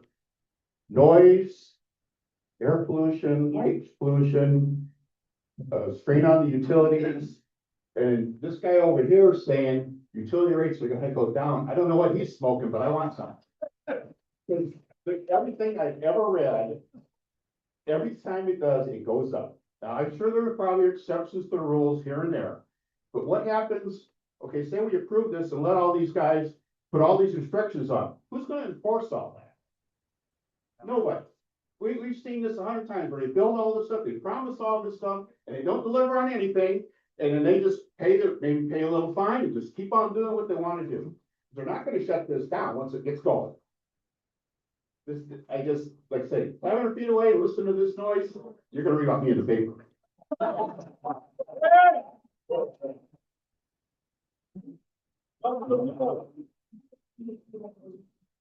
Hey there, folks.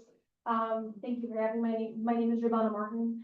I'm a local resident of the surrounding towns. I wanted to move to Munster, but unfortunately, you guys have such a high property value, I could not get in. But I will say I am a teacher at Cameron Central, and I would like to talk to you a little bit about some of the questions and concerns that I have.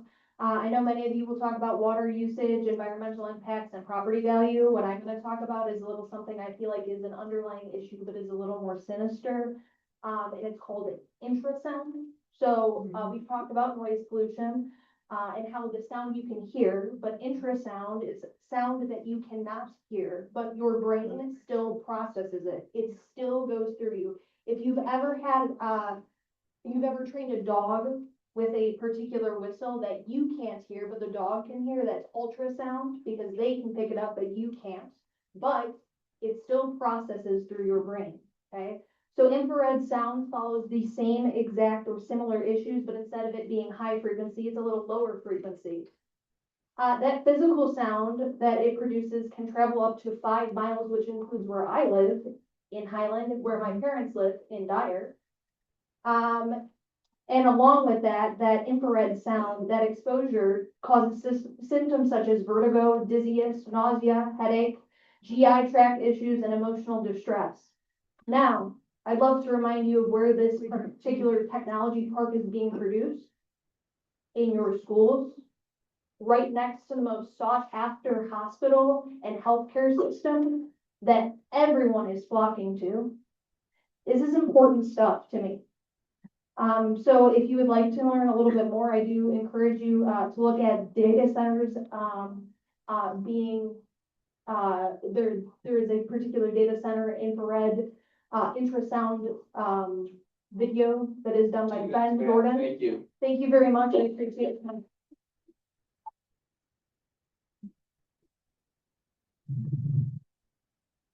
Well, thank you so much for providing this opportunity, and I think you have, I'm Benita Dostalneff, and I'm a professor emerita at Valparaiso University, and we have my husband and I right behind me. We have lived in Munster and for about 40 years. And what I like to say is you have heard some excellent facts about the problems with data. And I happen to be a scholar in artificial intelligence, and I have won awards in that area. And it's very important to realize what they have said is definitely the data that's coming up. It is a big problem for you. I would like to also say that you have to be aware that the communication process is not you to get in your room and make a decision, but is to give just a simple example. The data center in another area decided that they wanted to do something with the land around to make the community feel good, except they learned they had the wrong idea. The people were not interested in a trail, but they were interested in 4 pickleball courts. Yeah. Can you imagine? That could be a land of pickleball. I think what's important at this point is that so much is not developed. My husband is a physicist right behind me, so he'll give you the nuclear response. That you have to realize we do not know what's going on with this process, other than there's only a few guys, and mainly guys, in corporate level that are making the decisions about AI. And what I am seeing from my experience is we don't know how to handle that impact or influence that is very dangerous because of the way it's approached. Thank you.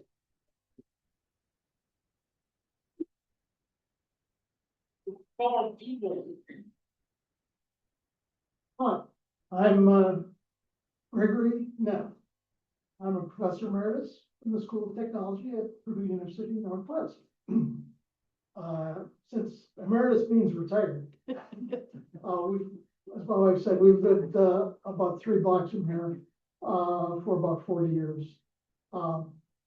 Anyway, we have a school called the School of Technology at Purdue Northwest. And I think you might, well, I got a wonderful case study for them, a wonderful, something that they would love to help you out with.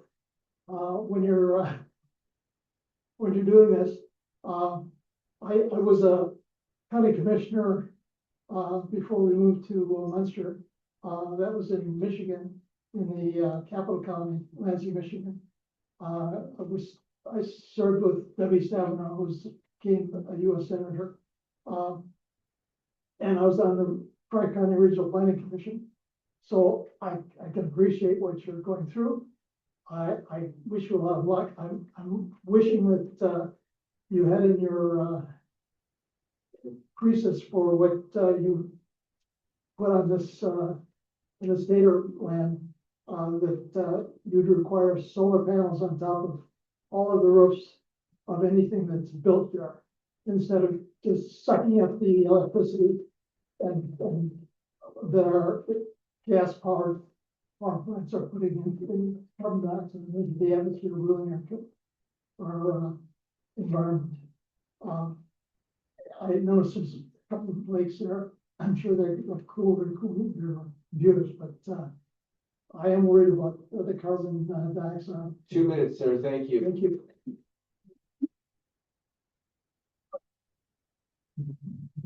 All right, good evening. I don't have quite the resume of the last two residents, but I am a proud resident of Munster. My husband and I moved here as newlyweds into the town and have since moved within the town. I come to you today as an educator. I come to you as a resident that when I first moved in, my husband and I were able to go to Colorado and go on a little vacation.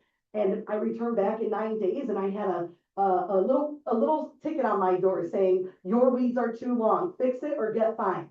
So you guys are really quick to worry about the building and code of my weeds, but not about the data center that you're about to put out there.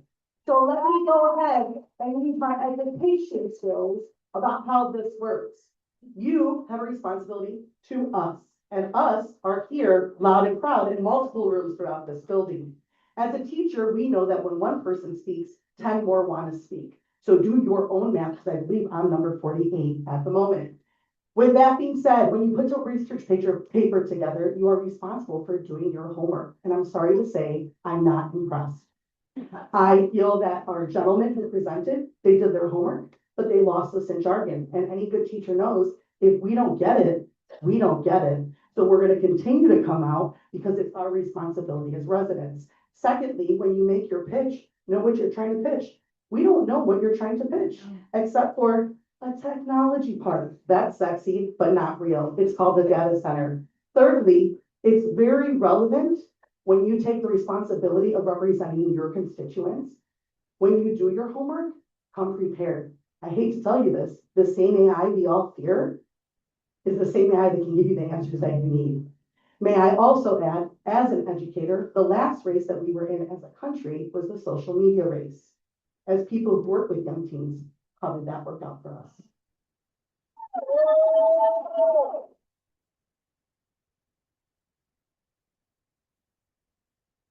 I'm Carol Fandel, 8555 Moraine Avenue. A few years ago, the Times ran an article about the plans for this area. And I have been looking forward to those plans. It was beautiful. They had different office buildings and there were pictures with renderings and the landscaping was beautiful. You know, that lake being in Munster, we have access, well, we don't have access, but we have a lake in Munster that nobody has ever seen from Munster. You drive by the Illinois side, it's beautiful. These plans that showed us in the Times a few years ago, you could see the lake. I don't know their plans for, landscaping it and stuff, but there were walkways, walk paths, no roads, but walk paths and bike paths and stuff. And even that would go over to the container development over by the tracks on 45th. And I think that your constituents here would be much happier if you revisited a plan similar, like that.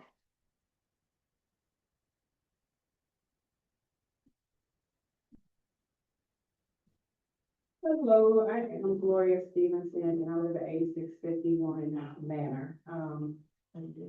Everyone before me who has came up has to give their name and their address, yet we don't even know who is behind this data center or technology. So if you can even be straightforward with something as simple as a name, that does not garner trust. Saying that you live in the area, but underpinnings of, well, they need the money, does not garner trust, because we actually do not need the money. Saying things like, oh, well, 100% of the infrastructure will be completely on the site. It should be. You're the one that's building it. It should not be on the town. So that just makes sense. But they don't talk about the residual and trickle down effects of what's going to happen. Other people have got up here and talking about the air quality. They have talked about the noise. They have talked about the electricity bills going up. If you say, I have a site, it's not gonna be a hyper site, it's not gonna be large because we don't have any room for that. Just because you don't have room for a super Walmart does not make this a neighborhood Walmart okay to build if people do not want Walmart. So I just want to say, we don't want it. In short, we don't need it. In long, and we don't ever, ever, ever want it.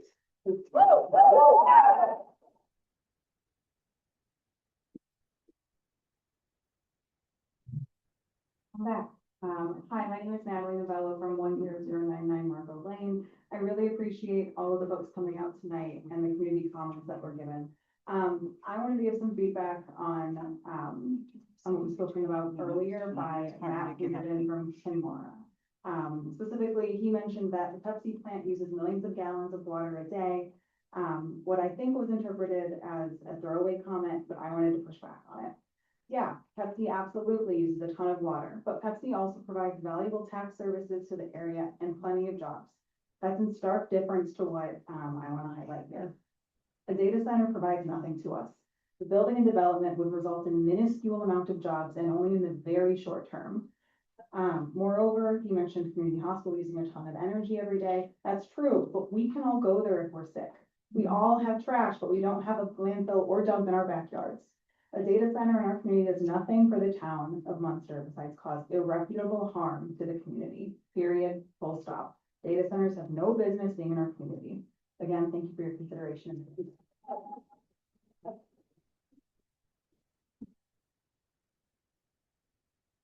I'm not a good public speaker. In fact, it's one of my biggest fears, but I live at 8611 Moraine, and I also grew up in Lansing, and my parents grew up in the subdivision directly across from where the Lansing Country Club is. So it would affect me in multiple ways. I heard someone come up here and say, you can guarantee this, you can guarantee that, you can guarantee that.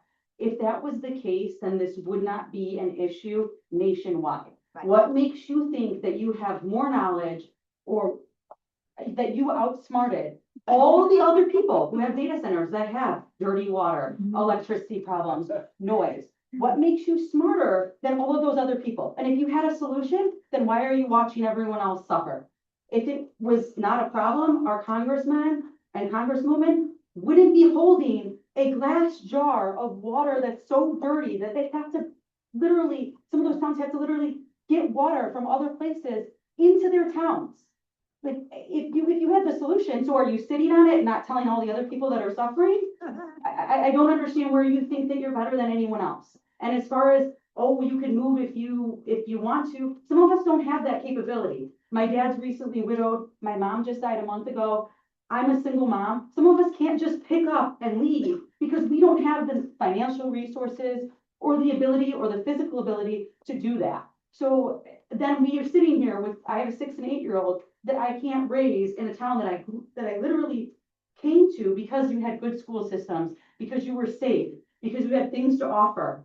And then you're going to take it away, and some of us don't have the option to move.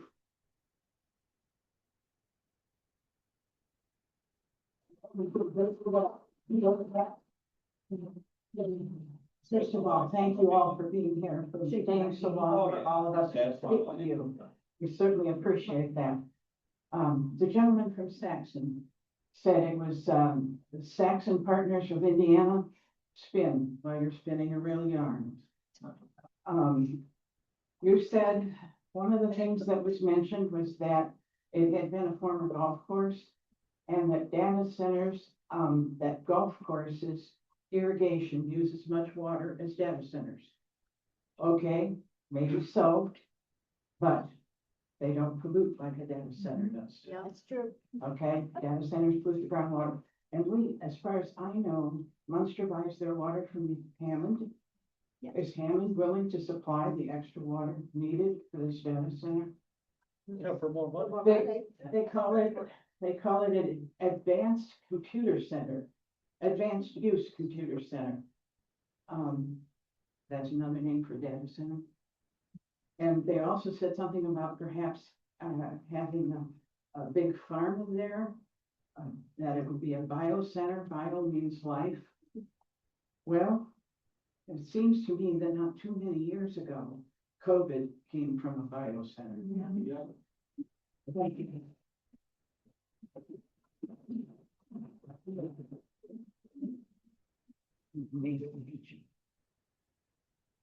Hi, my name's Barbara Whitaker. I live at 1921 Alta Vista, Munster, and I've been there almost 30 years, retired teacher.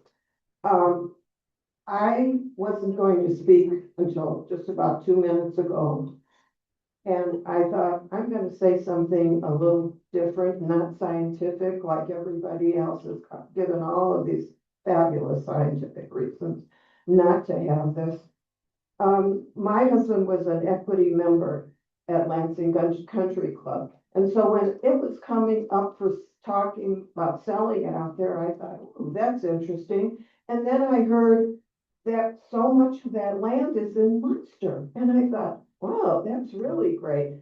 So I started thinking about what could Munster use that for?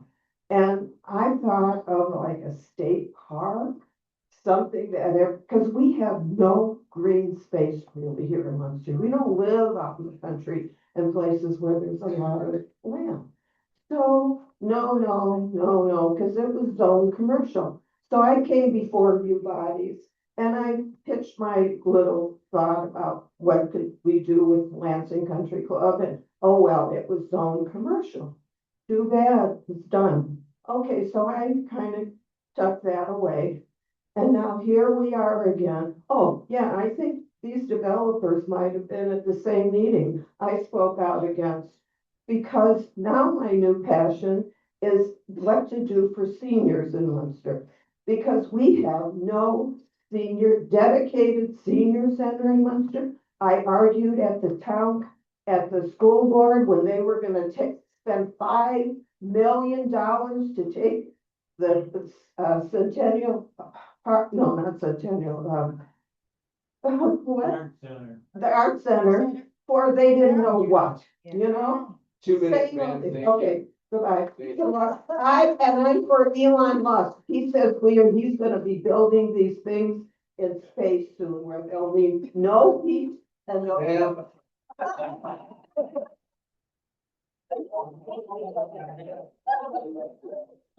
Carol Frisco, let me show you where I live. And I do not, or Pepsi does not have this around them that I have in my community where you want to come. I live right here in this beautiful brick building. There's 56 units. I am the condo owner president of that. Right here, I just walked, it took me 11 minutes 2 days ago to Lake, Indiana. And right here along Penzie Greenway, is Greenway name's gonna be changed? Because it's not gonna be green anymore. It needs to be changed to a different color. I went and it was a peaceful place. There was nothing there. There was some ducks there. And I could hear crickets. It's peace there right now. Right here, I live in peace. I won't live in peace pretty soon. I'm a grandmother of 4 grandchildren in the Munster School District.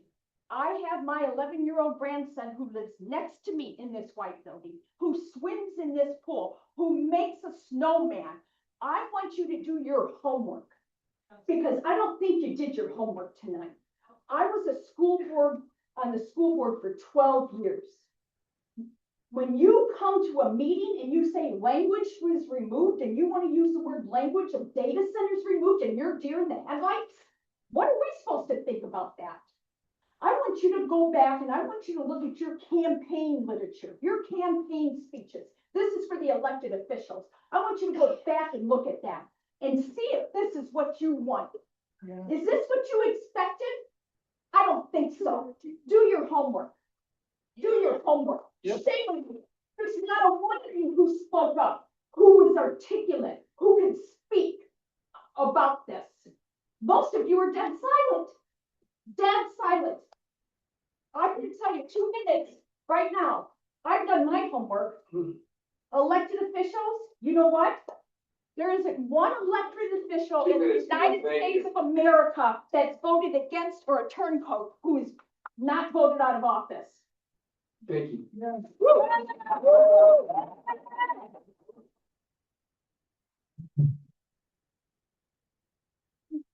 Hello, my name is Jasmine Navarro. I am at 212 Timberick, so this is right in my backyard.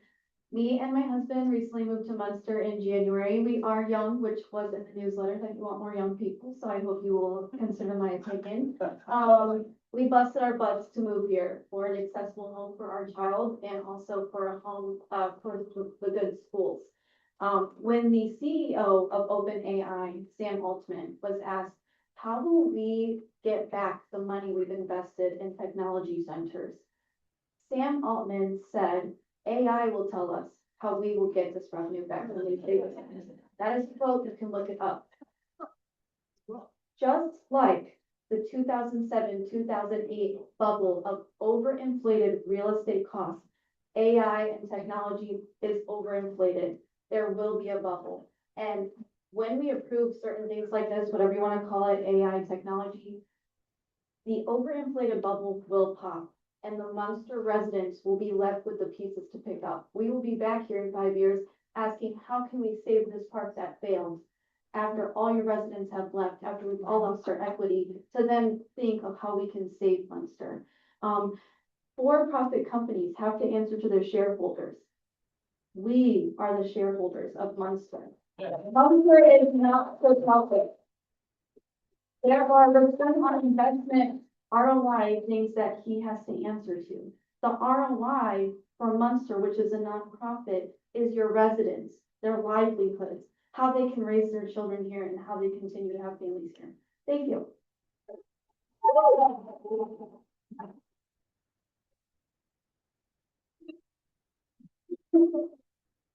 Hi, I'm Lisa Pastor, 8242 Beach.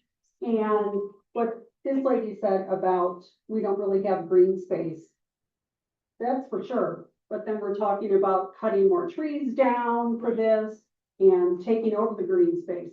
I grew up in like the Dixie Chick song, Wide Open Spaces. You and I grew up within a couple of miles of each other.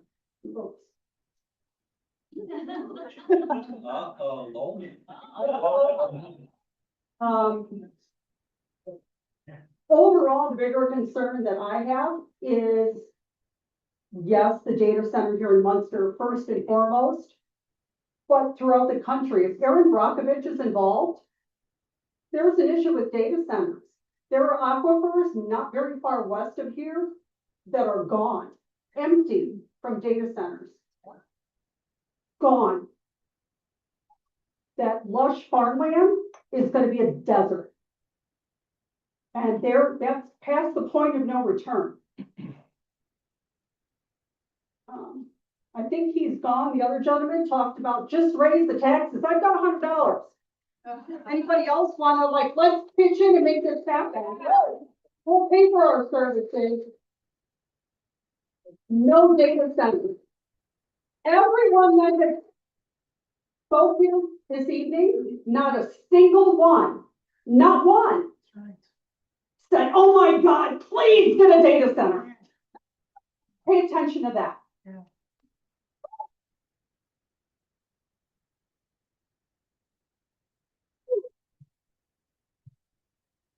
Well, now, a lot of stuff happens tonight, right? My name is Greg O'Drover. Excuse me. A retired engineer. I have a deep background in electronics, signal processing, and acoustics. And a couple people before me brought up the idea of infrasound and how heinous it is and how it affects the body. In fact, it can resonate with your body cavity, affect your internal organs. It's really bad stuff. I can't get any phone service in here to Google it, so I can get the right, calculations, but a 60 hertz wave, which would be produced by a motor, used in cooling for industrial processors, which could include data centers, chillers, whatever, is really, really long. It's like thousands of meters long. Anything with that amount of wavelength penetrates everything. As it has been pointed out, it'll go through houses. Nothing you can put up.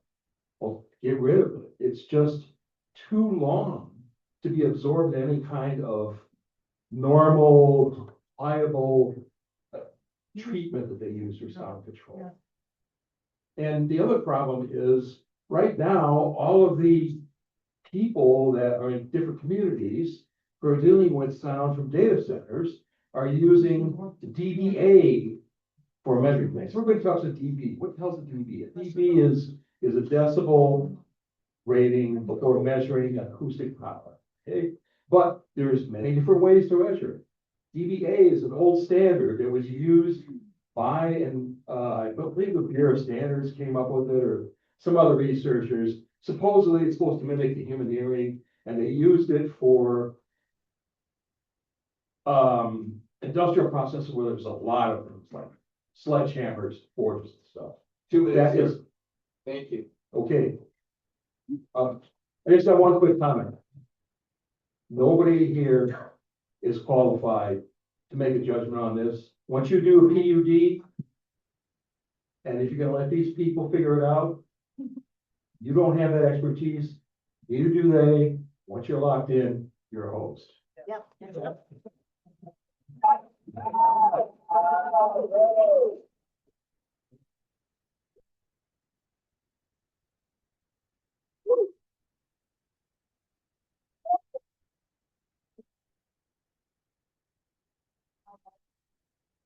President Tinker, I've got 26 emails that I received with regards to opposition. I'd like to submit that for the record. All right, anybody else? You? All right, closing the public sector, public speech part of the meeting on this particular petition and bringing it back to the planning commission.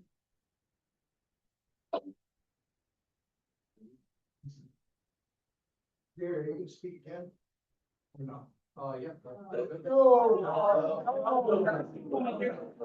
Only 2 minutes.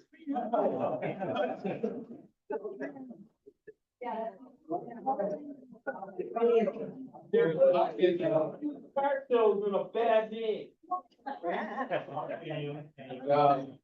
It's back to planning commission, that's. Well, after all that being said, I would like to motion that we, table this, PC. PC 26-006, so that we can have some further conversation, to talk.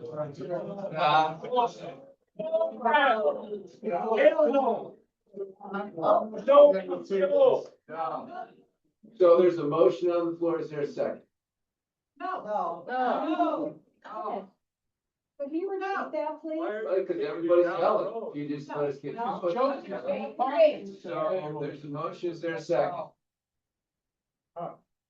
Hear the motion, please. We didn't hear the motion. The motion was to table it so that we could further discuss amongst ourselves as a commission and also consult our legal counsel. Because it's more involved than, everybody coming up here and just say ban it, do away with it. We live there. You know that.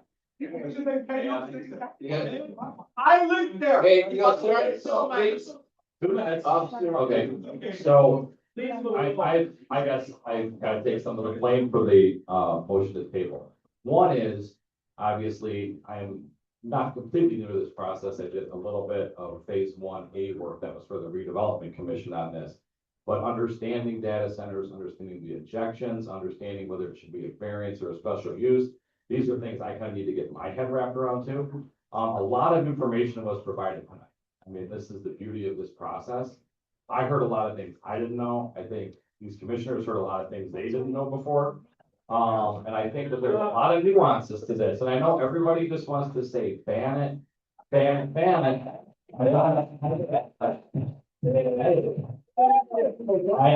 I get it, but that is a very dangerous process. Okay? Whoa, stop. There are 3 branches of government, and the end of the road is always the judiciary.